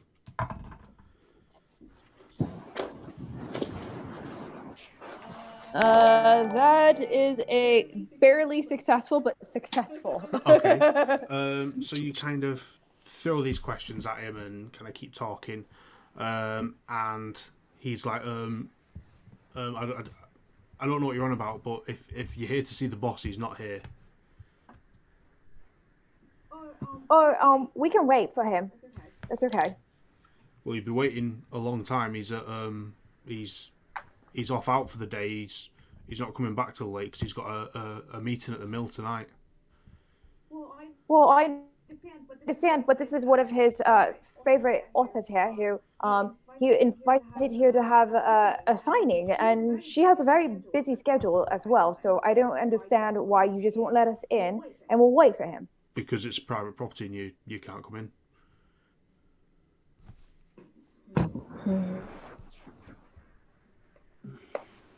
All right.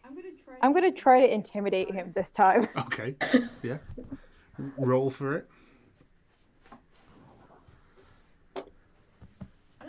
No, that's a fail.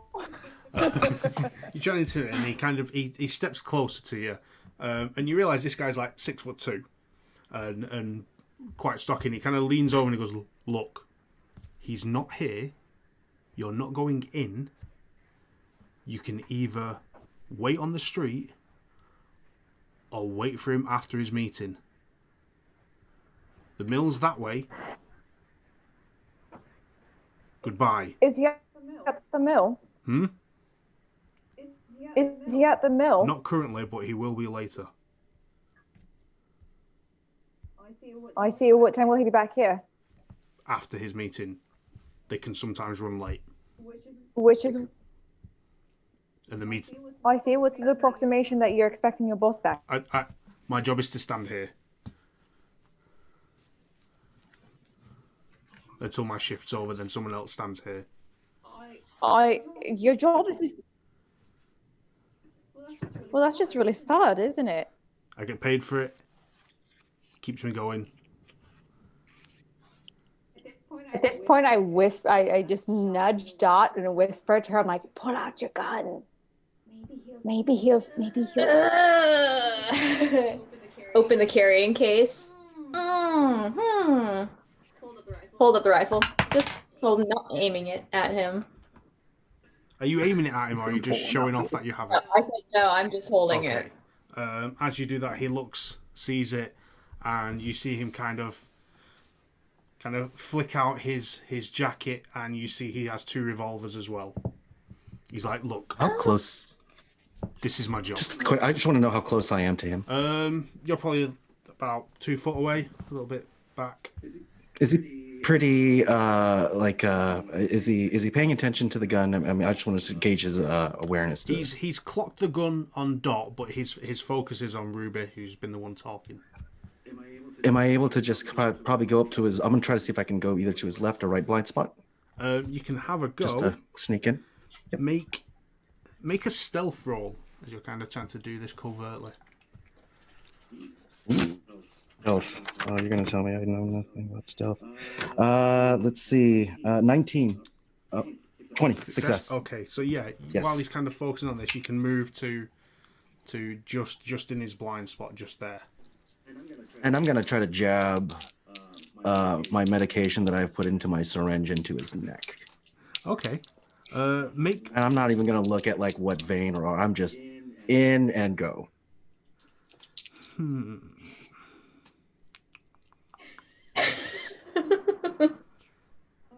Oh, I hope. Make a fighting brawl for this rather than a sleight of hand, because you're not really focusing on where you're jabbing. Okay, fighting brawl. Ooh. That is a success. I have to get a 29. Okay.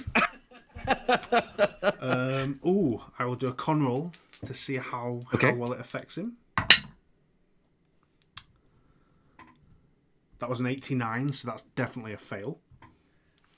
You jab him in the neck. Oh, actually, I know what he's going to do as well. No, that's a fail. You jab him in the neck with this syringe, and he goes, oh, and then literally turns to take a swing at you. Misses. Okay. And as he does, he kind of goes. And so, since I've dealt with psych patients, I'm going to wrap my arm around him and just bring him down to the ground, just singing, just going. And then I'm just going to try to put him next to the wall and kind of look at everybody like. Okay, so you've drugged this man unconscious on the floor. Yes. Shall we? Oh, I think you might need to put him somewhere a little less conspicuous. We will. Can you grab his legs? Sure. Pick up his And leg. we're going to try to see if we can. Is the gate open enough for us to get through? Or is It's closed, but it's only a simple latch lever to open. Okay. I'm going to try to. Yep. And we're literally trying to. Boy, he's quite heavy. Hurry up. 6'1". He's pretty large. If you guys want to help out, come on. Yes, I'll help out, but also when we put him down, let's disarm him. I got dibs on his wallet. All right. That's not what I meant, but all right. We put him down. If there's like a place near a wall or a corner or I hate to say this, but a refuse bin, we'll probably put him there close. Okay, so kind of bringing him into the garden area. You don't see any bins or anything. You see it's a low wall with then a fence that surrounds the place. There is some large shrubs and bushes knocking about that you could kind of shunty him into. We'll take his revolver. You said he's about 6 foot tall, right? 6'2", yeah, and stocky. I'm going to take his jacket. I will be disarming him of all his firearms. Revolvers. Yeah, Yes. I'm gonna also do a full pat down to make sure that there's no hidden weapon anywhere in a boot or somewhere else. And then, does anybody have anything to detain him? Some sort of scarf or anything that we can tie so that it makes it a little bit harder once he wakes up. Oh, yeah, Dot'll take her scarf off, hand it over. She's also gonna pull out her flask, though, kind of pour a little bit on him and leave the flask next to him on the ground. Brilliant. I'm also gonna tie his shoelaces together. You know, I'm gonna take a page from Dot, and instead of tying him up like he was like actually detained, I actually have a little bit of fun with it. I'm gonna tie his wrist to his feet as well. Okay. Love it. You do find a knife I in his think we boot. should really consider carrying some rope with us, along with our duffel bag full of ammunition and firearms. Bag of guns. Okay, so you Couldn't tie hurt. him up and dump him in a quiet spot in the garden. Relieve him of all his worldly possessions. Frame him for being a drunk on the job. And you're now ready to go. What are you doing? Wonderful. Shall we proceed in stealthily? Well, he said the I don't boss know. wasn't home. That's true. He didn't. I don't know if there's any groundskeepers or housekeepers or anything else on premises. So still, I would. Why don't we be a bit cautious too? Because there could be hounds on premise as well. Also, a very valid point. So let's not go prancing around and skipping towards the door. Although, I know you do like to very loudly announce that we're here. I'm standing behind Ruby.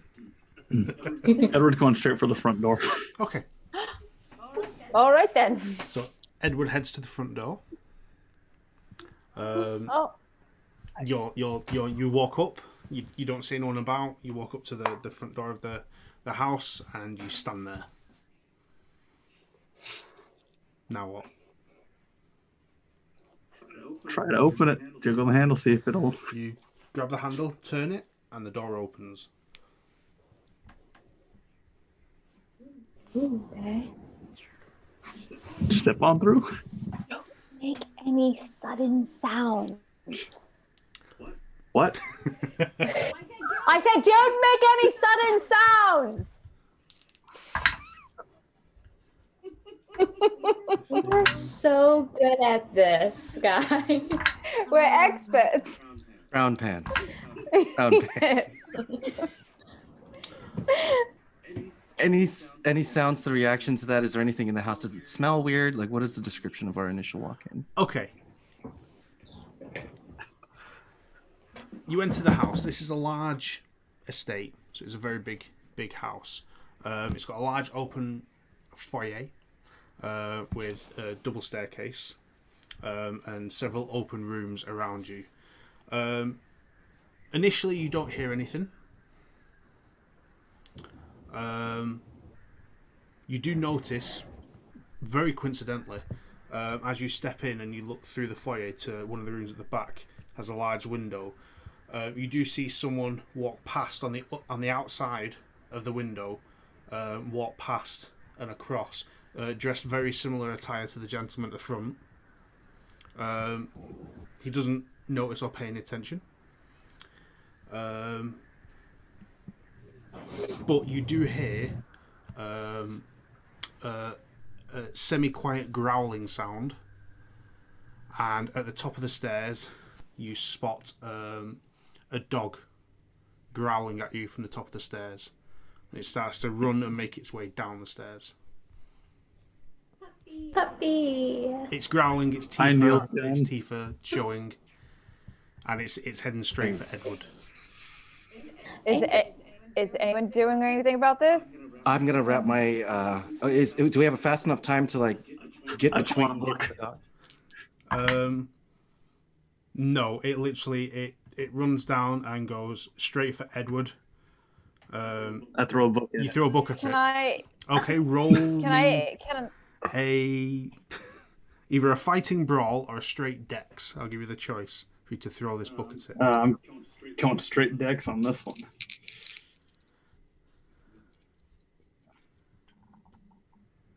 Success. Okay. Roll me d6 for damage. 6. 6. Okay. You all stand there and watch as Edward bludgeons to death a corgi that was running down the stairs.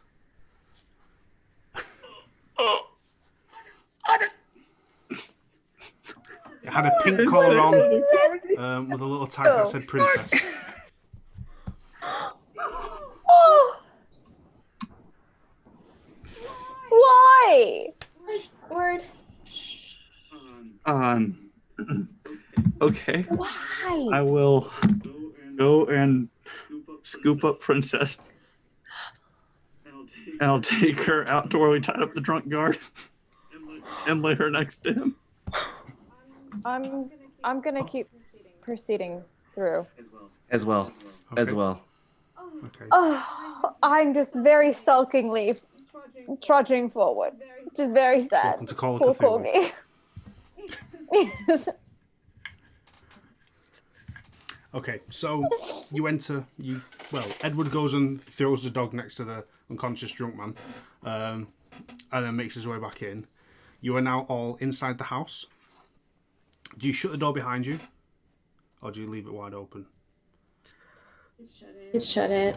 Just because you are aware that there is another potential guard or whatever walking around the perimeter. Yes. So yeah, you are now inside the house, and it is quiet. It is silent.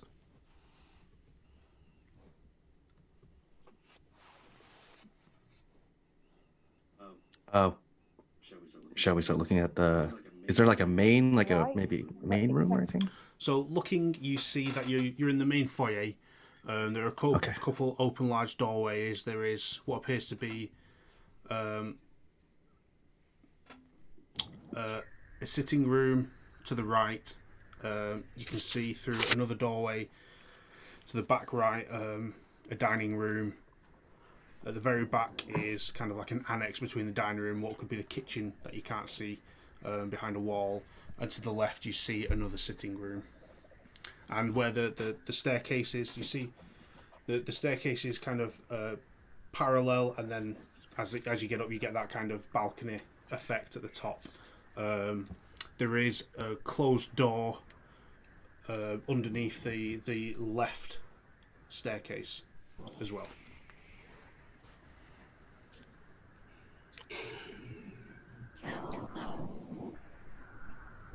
It would seem that the dog would have come down from where his owner would like to most likely be at during the daytime.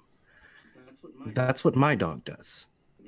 Maybe it is we go upstairs and see for a bit. All right. Poor corgi. I'll start going up the stairs. It was charging at me. It's a corgi. It's barely a foot off the ground, Edward. Itself out. I didn't think I'd bash its skull. Oh, you walk forward. I'm gonna see if, as I go upstairs, do I see any sounds of how can I say this? What does the upstairs look like? Getting up the stairs, where you see the balcony level of the staircase, you see paintings on the wall, lots of different artwork. You've got countryside scenes, naval boats, some portraiture and that. And then you see that it kind of veers off to two corridors on either side, with doors down there on each side. The dog was on the left-hand side. I'll start walking towards that direction. Yeah. So you head that way, and you see two doors either side, and an end one. The one on the right is ajar, about corgi width. Just before I open the door, I just kind of give a good whiff. Yeah. Smells of lavender. Open the door. Open the door, and it is a bedroom. Large four-poster bed, nice quality dressers, wardrobe. Taking a quick cursory glance, you see there's a small indentation on the made bed. I think you can put two and two together with that. No signs of any struck or no. Yeah. Just a small warm patch on the bed. there. Looking around that room. I do love rummaging through, especially bedrooms. But with What do I see if I look through and start opening drawers? looking around the bedroom, using your glasses, you don't spot anything. You don't really see. There's no glow in this room. You don't really spot anything in there.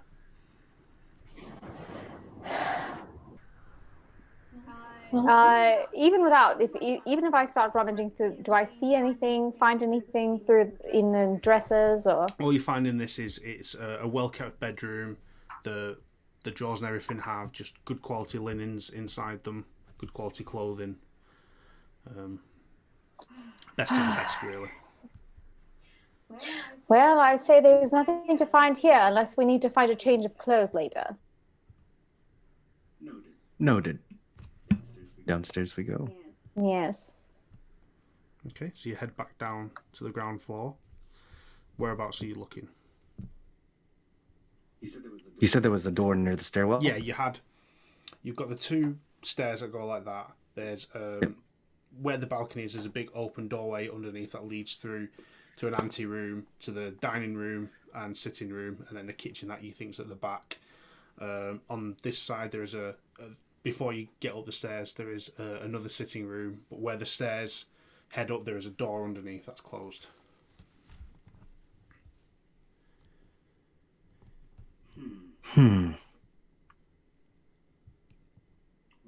Why not? I'm going to go ahead and see if I can open that door. Yeah, okay. You head over to the door. It's kind of made with the same sort of paneling as the rest of the walls, but you can clearly see there is a door there. It does appear to be locked. Oh, I'm going to kick this door. I'm going to kick it. No, wait, before I kick it, though, I'm going to look at everybody and just give them awareness that this is a locked door. Should we go downstairs? Or if it goes anywhere. And if I see anything, as we kick it open, as we've usually done. Good luck. So, Alan, roll me a strength check. Okay. That's a fail. Okay. So, Alan, you run and give a good hefty kick at this door. It shakes, and you lose your footing and fall flat on your posterior. But the door is still closed. Would anybody else like to try? Kicking the door down? Yes, please. I would like to try. I've never done it before. Yep. Strength check. Surprisingly good at these. Success. Okay. That is a hard success. Okay. Eliza has a go. You don't give a run up. You just kind of position yourself well. With high-heeled shoes, yes. mind you. You kick at the door. Are they high-heeled in the sense of that they're like a good thick heel, a wedge, a stiletto? What are we talking? I'm thinking, not quite a stiletto. Those are for evening. So maybe a wedge. Okay, that's fine. So you give it a good kick, trying to go nearer to the handle, and the wedge of your heel hits the lock square on. You get kind of a reverberation through your body as the impact kind of echoes out. The door doesn't burst open, but you hear a crack, and then the door opens outwards. I did it! I did something. I look down at Alan and go, always let a woman do it. I understood. So the door is now Exactly. open slightly. What now? I'm gonna take point with my gun, with my rifle again. Okay. And I'm gonna just kind of move through the door using the gun, kind of navigate through. Yeah. And I will proceed, yes, with my handgun and also keeping an eye out for any disturbance that I can detect. Yeah. As you kind of step through the door, it is a staircase leading down into what appears to be a basement or cellar of this house. Looking through the glasses, you kind of look, don't really notice anything, and then as you're kind of about to move them away, you know, it's a very faint bit of red glow at the bottom of the stairs. Oh, I see something. Very faint, but I think if we get closer, there's something there. Why?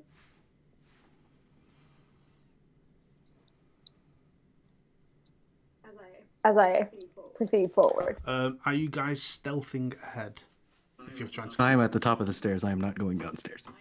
I am stealthing. Okay. I am stealthing and If headed you're down. heading down and stealthing, roll me a stealth check.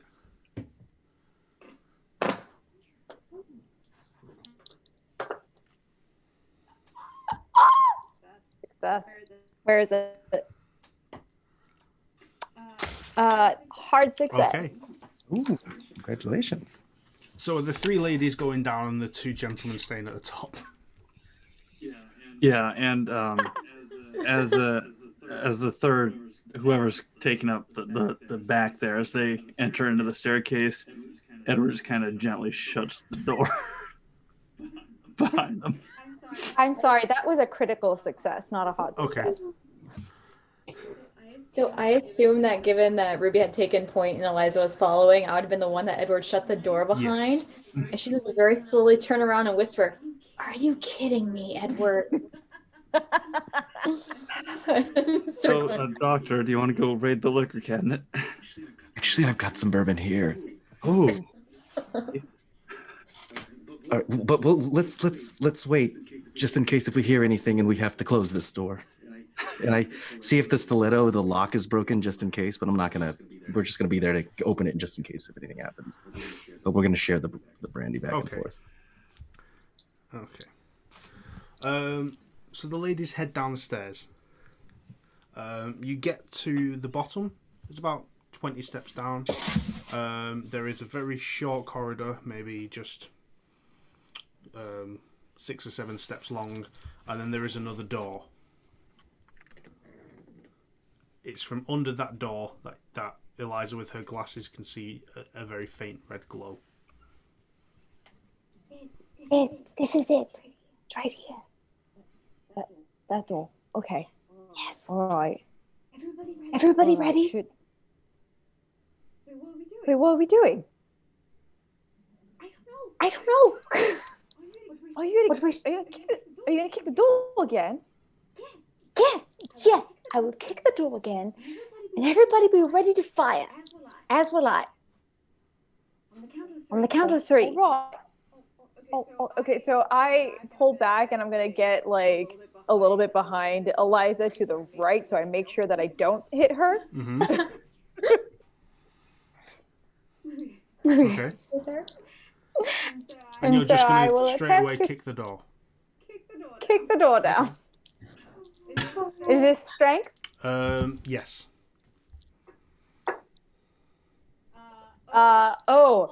Almost a hard success, but it's just a regular success. Okay, so you have another go at this second door. You kick it and it swings open without any issue. And you're now looking in what appears to be a wine cellar. Oh, Well, With, if we don't find anything else, we brick-lined should definitely walls. come back here. but we don't see anything. Just looking naturally, no, you don't see anything. How about now? Yes, now you see something. What do I see? You see that there are two long racks of wine stacked on either side, and then you see the brick wall at the end, and you see a faint red glow outline of a door in the brick. There's an outline of that same kind of creature over on that wall. I wonder if that's some sort of passageway. I would like to return to this room afterwards. I don't disagree. I'm gonna go to the and wall, like press on it. You pressing it, it feels like a brick wall. Nothing depressing. Not directly in front of you. If you want to make a spot hidden and look around the room. Yes. Can I help as well with that? Yeah, you can either give her a help action, as it were, and she can get a bonus die, or you can roll yourselves. I'll roll myself and see. Because I know what my percentage is. I'm good at these, and that's a hard success. Yeah, I'm a success. Regular Yeah? success. Okay, lovely. So, looking around on the wall, you don't see anything. It just appears to be a brick wall. Taking the time to peruse the wine selection while you are here. There's some good vintages here. Some good quality stuff. You've got stuff from Italy, from France. You've even got an Argentinian in the collection. Ooh, a Malbec. One bottle you notice, the neck of it is clean, whereas everything else has got a bit of dust on, but the neck of one bottle that's in the rack appears to be quite clean. I'd like to closely inspect that one. Yeah. You look at the bottle and you go to pull it out, and you feel resistance, and then give it a little bit more of a tug, and then you hear a click, and then the wall kind of boop pops. We did it. Okay, so Right. And I motioned to Alan and Edward, who are clearly behind the women. They're not even down there. They're upstairs with the door shut. Come on, Alan, Edward. We found it. It's safe. Come on down. It's fine. We're here. And then we walk downstairs. I walk downstairs. Okay. I grab my book off the floor that I killed the corgi with. Put a penny in my So the bag. gentlemen finally head down the stairs and rejoin the ladies.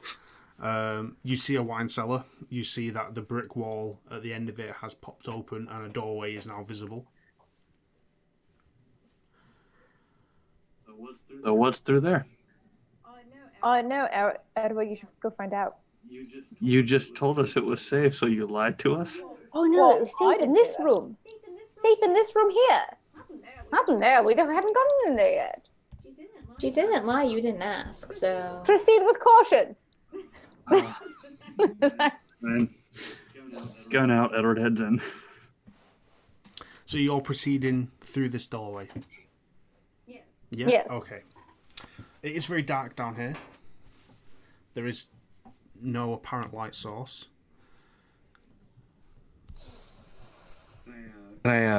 Before I go into the space, I was just gonna see if I can at least grab one of the bottles and put it with my bag. Okay. And then if we can, I have a lighter where I keep my cigarettes. I just kind of just light it and see if I can. Yeah. You use that and you get enough light to kind of start to see where you're going. Looking through the doorway, there is a brick-lined passageway. You can't see the end of it because your light source doesn't really get you that far, but you slowly begin to proceed down.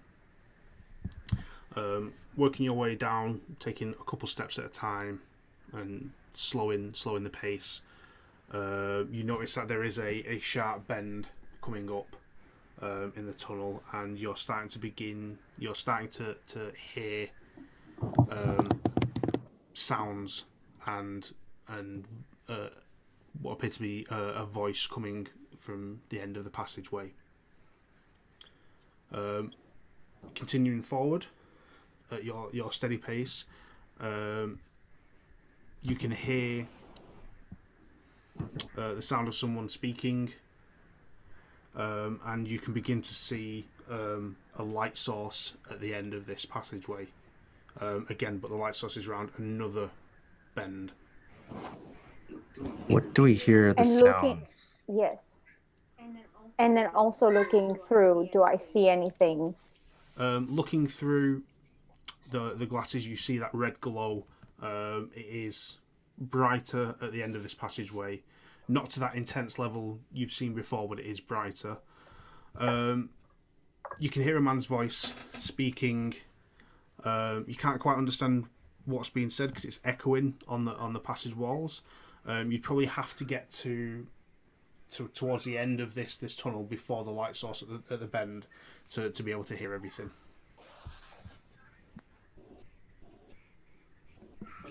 Are the stones doing anything at this point? No, the stones you've got aren't doing anything at this moment. So what are we doing? Are we continuing on to this point? Yes. Okay. Yes. So you continue down this passage, taking your time, and get to this edge where you can see the light around the corner. You can now hear what's being said, and you think if you were to peek your head around the corner, you'd get a clear view of what's in front of you. Taking a moment to listen before peeking, you can hear a voice saying and chanting in sequence. You hear someone saying, "Being of shadow and silence, bring forth the missing pieces so that I can restore Master, so that the new prophet may learn the secrets he holds. Zoom on al-ha, zevandu nectaran. We need the Master's teachings to continue the work already done. The coming is upon us. Zefan tal ugal tu. May the prophet be mighty." And you hear this being repeated. What kind of door is this?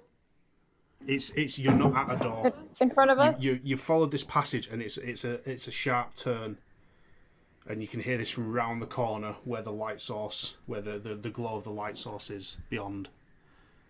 So if you poke your head round the corner, you surmise you'd probably be able to see what's going on. I just want to shoot the guy. I'm going to Scooby-Doo peek my head above his Same. head around that corner. Okay. Oh, Same. Edward's not peeking. Edward's going around the corner. Okay. Oh. Yes. And he's going to say, those little pieces you're missing, do they look like little stones? So as you look round, as you step round the corner, and you all look round, you see. So I'm ready. You see a male-robed figure standing in the middle of what is now a room, a stone-walled room. He is robed. He is wearing a black mask, and on the floor in front of him are 2 candles and Samuel Haversmith bound, gagged on the floor with a dagger through his chest. The being turns to you, and you see this.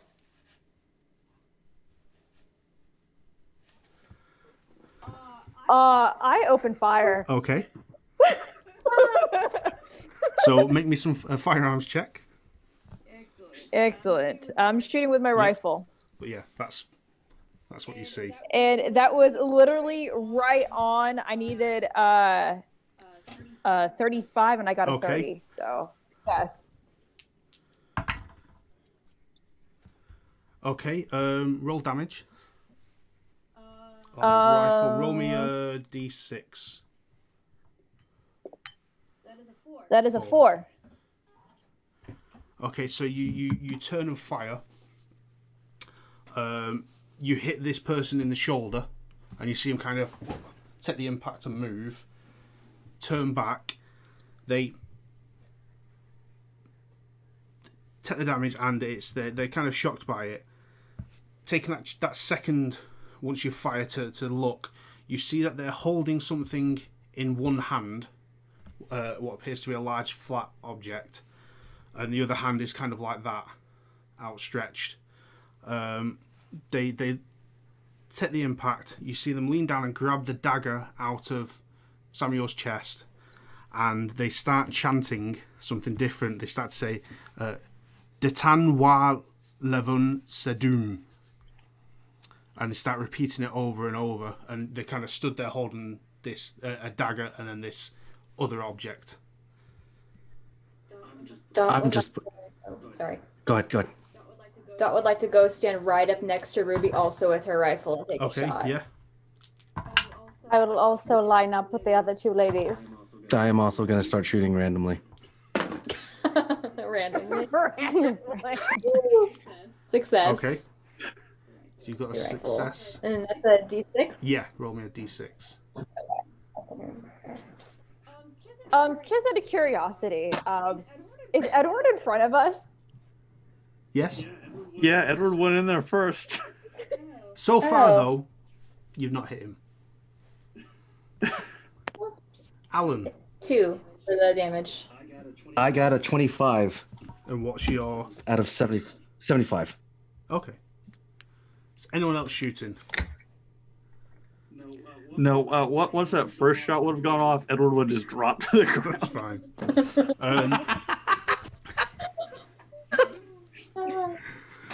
So this figure takes the second shot to his abdomen from Dot. He lurches forward. The mask falls off to the ground, and you see the face of a middle-aged man, well kept, well groomed. You don't recognize who he is. You don't know this person, but they look a well-to-do person under these robes. He takes a shot, kind of winces with it, but then he kind of focuses his eyes again and starts to repeat the chant, Datan wa leven sehum. But as he says it this time, you start to see a red glow surrounding him. Oh man, if anyone else is not shooting, I'm shooting. I'm shooting him. I shot him. I'm shooting. I'm shooting. I'm also yelling suppressing fire at the loudest of my voice and just start shooting at him. Just as loud as possible. Yeah. So at this point, as whoever's Edward's shooting, shooting, he will roll your pull shots. his gun out and start firing as well.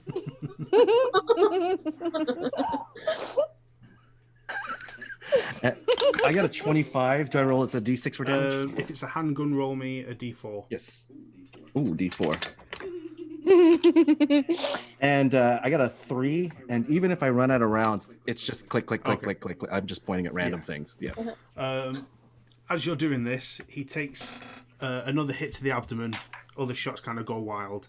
And this red glow brightens. And then you all feel that...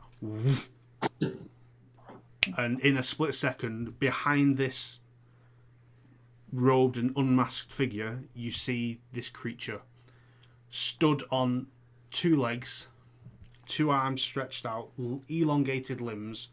Its body is black. It is slick, almost shell-like, with this completely featureless face. You hear this low, deep hiss, and then you see its 2 arms grab the robed figure in front, pull it in sharply, and as it does, he's obviously taken another hit. He's dropped the item in his hand. You see him scream no, and then literally you hear a whoosh, gone. And the 2 candles blow out, and you are now in darkness. Is the item still there? You're in darkness. Does anyone have a match? I'll whisper. Edward will just start crawling straight forward. Okay. See if I can feel it You on the start ground. crawling forward, feeling around. The first thing you feel is somewhat thick wetness in your hands, Ugh. and then you feel Here. what appears to be a body in front of you. Alan, with his lighter, moves ahead, starts to illuminate the room, and Edward's literally like hands in on Yes. the bound and gagged and dead body of Samuel Haversmith. Hands I covered in don't blood. have any lighters or matches, but I am trying to see if I find any glow if I look through these. You look through the glasses. With it being pitch black in here, you don't see anything. Alan with his lighter, I presume as you move ahead, you see the candles that have blown out and relight them to illuminate the room. I'm going to go ahead and relight them. Relight With the that candles. additional lighting, Eliza, you can see the room is bright red. You can all smell sulphur. Oh, And looking around closer at the room, you see the 2 candles lit. you see markings on the floor that resemble the image on the mask, and you see the blood spots from where the robed figure was hit, and you see the item that was dropped, the large flat item that was dropped on the floor. Pick it up. Pick it up, and you see this. Happy. The stones that we have. Mm-hmm. You want to try to put it together? You pull them out. Two of them slot in. Oh, two of them slot in here, and the other one slots in here. And if you pull out the small cage ball, slots in here. Oh boy. Mm-hmm. It's like a big old puzzle, guys.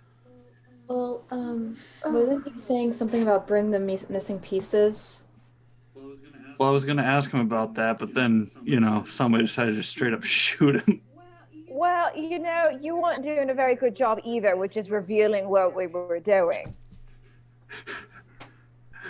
I mean... Listen, we could sit here all day and complain about who did what and when and what happened as a result of it, but I think we could all agree that we did the best we could at given circumstances. Brown pants. I'm going to read it. Yes. To which I will remind you, there is a bedroom upstairs, should you need to have a change of clothes. So, I'm starting to think back to our last case a little bit, when we didn't really see anything, but I don't know, I feel like we stopped something from happening. Just because we found items and we were able to destroy them, do you think we should do that with this? Rather than put it all together and then have that beastie show up again. But do we know that we have all the pieces? I mean, it looks like we do. But I think we should take it back to leverage. Yes, I don't know how we don't really know how we could destroy this. Is this something you think that last time we took a chance? Is this something you should let your higher ups know about, Agent Sitwell? Yes. We should take it back to Carnaby. I think so. If anything, we can definitely use it for leverage. There's going to be some very big higher ups who are going to want a piece of this.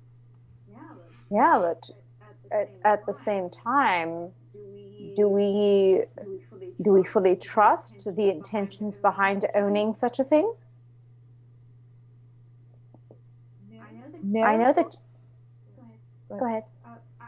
I know that you have your alliances and that this is part of your job, but Ruby, I will leave this up to you.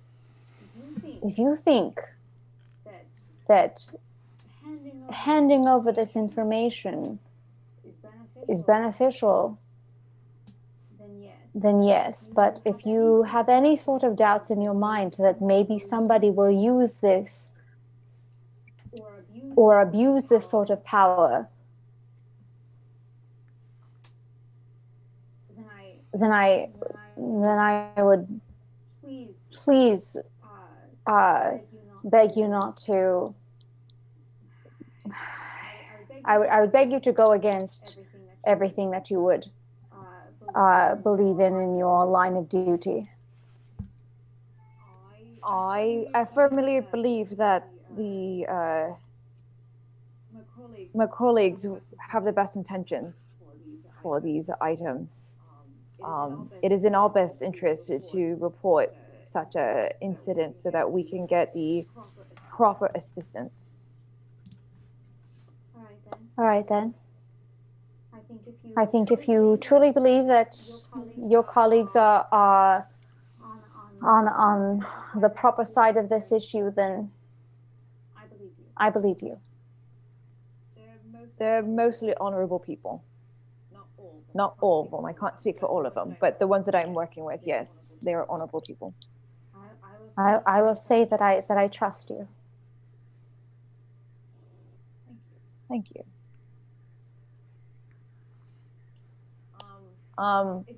If you don't mind, I can take the pieces and take them to the safe house while I can speak with my colleagues. Yeah, I mean, there's nothing else I can really do with them, so hand them all over. Just wait 1 minute. Just something to think about. Scarlett talked about something happening in rhythm. This would keep continuing. I fully agree with you, Agent Sitwell.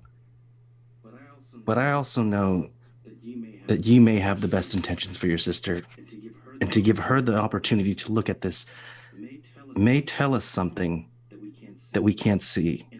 And if it doesn't work out, then I say we've lost nothing, and we continue on with giving it to the agency. But to me, I feel like she may be able to say something about this. That's a very good point. Alan, if you don't mind, I would appreciate you accompanying me to the safe house, just like normal. If we show her these items, I want to be prepared just in case she has one of her fits, if you know what I mean. I understood. Excellent. I'll be ready to go with you. All right, well, we shall take our leave. And as for the rest of you, where can we find you later? I guess we'll be at the office. Sounds about right. I'm still really tired. Okay. So you guys make your way out of the basement of this house. Sneak your way back out of the property, past the still unconscious guard and the dead pet. And split off, making your way back to Carnaby Street, and Ruby and Alan going to speak with Scarlett. Eliza, Dot, and Edward, you get back to Carnaby Street and kind of wait for what's happening with Ruby and Alan. Whilst there, you do inform Detective Watson, your friend, about what has transpired. Tell them what has happened. Relay where Samuel Haversmith's body can be found, and he explains to you he's going to take a heavy number of officers and go and deal with the property and anyone who is there, and take control of that situation. And following that, you wait for Alan and Ruby to return. Alan and Ruby, you head to the safe house in which Scarlett is being hidden. Upon arriving, Scarlett is in a better mentality than she was when you left her and last saw her. She welcomes Ruby in, welcomes Alan, but with a bit of reserve, obviously knowing the repercussions with the asylum and everything. You sit her down, get things comfortable, safe, relaxed, and you place these items on the table in front of her. Starting with the 3 pieces of stone, which she picks up and starts to kind of fiddle with, knowing one of them as she pulled it out of a man's chest already. Starts to kind of rotate them between her fingertips and that. You then place the mask down, and she looks at it, doesn't touch it, and literally goes, "I know that symbol," which referring to the one on the forehead. And then you place the full piece of tablet down, and she literally kind of slides the pieces of stone across the table into position on it, and you kind of see her focusing on it, and she starts to rock back and forth slowly, and then she closes her eyes and starts to mumble and converse to herself. You can't quite pick up what she's saying, and then her tone becomes louder, and you can hear her speaking, but you now don't recognize the language in which she's speaking. It's not one. It's not a dialect. It's not a language you've heard. Even the word sounds and that sound very alien almost. And she starts kind of repeating different phrases in this language, and then she stops, opens her eyes, and goes, "This is bad. This is a calling. This is for a calling." As she points at the little hole at the top where the small metal cage rests, and she goes, "That is only a puppet. That is only a puppet. This is a calling for bigger, much bigger. We need to keep this away." And then she stands up and kind of walks away from the table. Do you think it needs to be destroyed? She shakes her head no. She's like, "This, no. Destroying won't solve this." Okay. I'm still inclined to. I turn to Alan. I'm still inclined to give this to the British intelligence. They can keep this safe for now. And I will comply with your request. Thank you. I think I need some time alone with Scarlett, and I will catch up with a lot of you later. Understood. I'll see you back at the detective agency. And Alan, as you kind of head to the door and open it to walk out and leave this, Scarlett turns around and goes, "The Prophet knows of this." And then she turns away.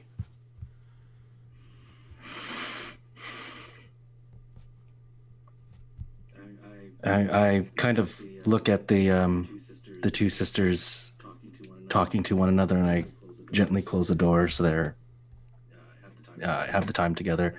And I go downstairs and I make my way outside back down to Carnaby, just kind of taking in all the whole street scene and everything. Light a cigarette and make my way back to my friends. You make your way back to Carnaby Street and meet back up with Eliza, Dot, and Edward. Relay what you've experienced with Scarlett and what's been said, and that Rubi will re-engage with you guys at a later time when things are ready. And you all kind of sit there, take a moment, take a deep breath, big exhale, and that's where we'll leave it.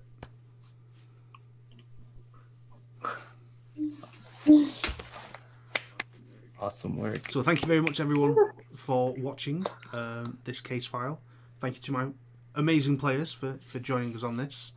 That's it for this month's episode. We do have another one next month. The date, I forget off the top of my head, but it will be in our social media. Couple announcements, obviously, before we go. Don't forget we have Morkborg, our new TTRPG that starts on the 27th. It's titled Trials of the Damned, so I think that kind of explains what's going to be happening with that group of interesting individuals. There's a lot more coming. Check out our Discord if you want to join the community and chat. We've got a lot of stuff coming, including some more 5th edition D&D games that are going to be coming. We're going to be doing some private games for the community where you can join us and play, and then from that, we are going to be developing some D&D streams as well on the channel. So keep your eyes on the social media, join the Discord. And has anyone else got any announcements they would like to make before we go? Noura, go on. Yes, thank you. I will be appearing as a guest star on tomorrow night on a stream, Damsels and Dice. If you've seen it before, it's a D&D meets Disney Princess, a D&D game. So I will be appearing tomorrow. I won't say who I am yet. You'll have to watch and see. But it's DM'd by Kaylee Bray, who I love so much, and it's going to be tomorrow at 6 p.m.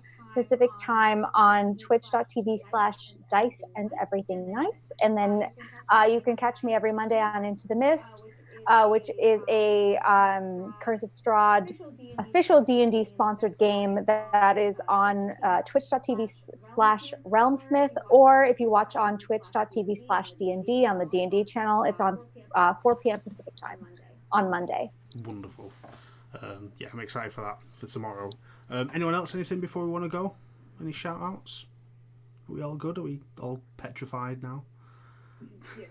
Yeah. I think the only thing I wanted to mention, just one little thing. Come check us out at roamingplayergear.com. Yes. We just released our dice tower. Come check it out. So Yes, some amazing gamer thank you very gear right much. there that you all need There to you go. Yeah, so that concludes this show for today. Again, thank you very much for watching, and we will see you all next time.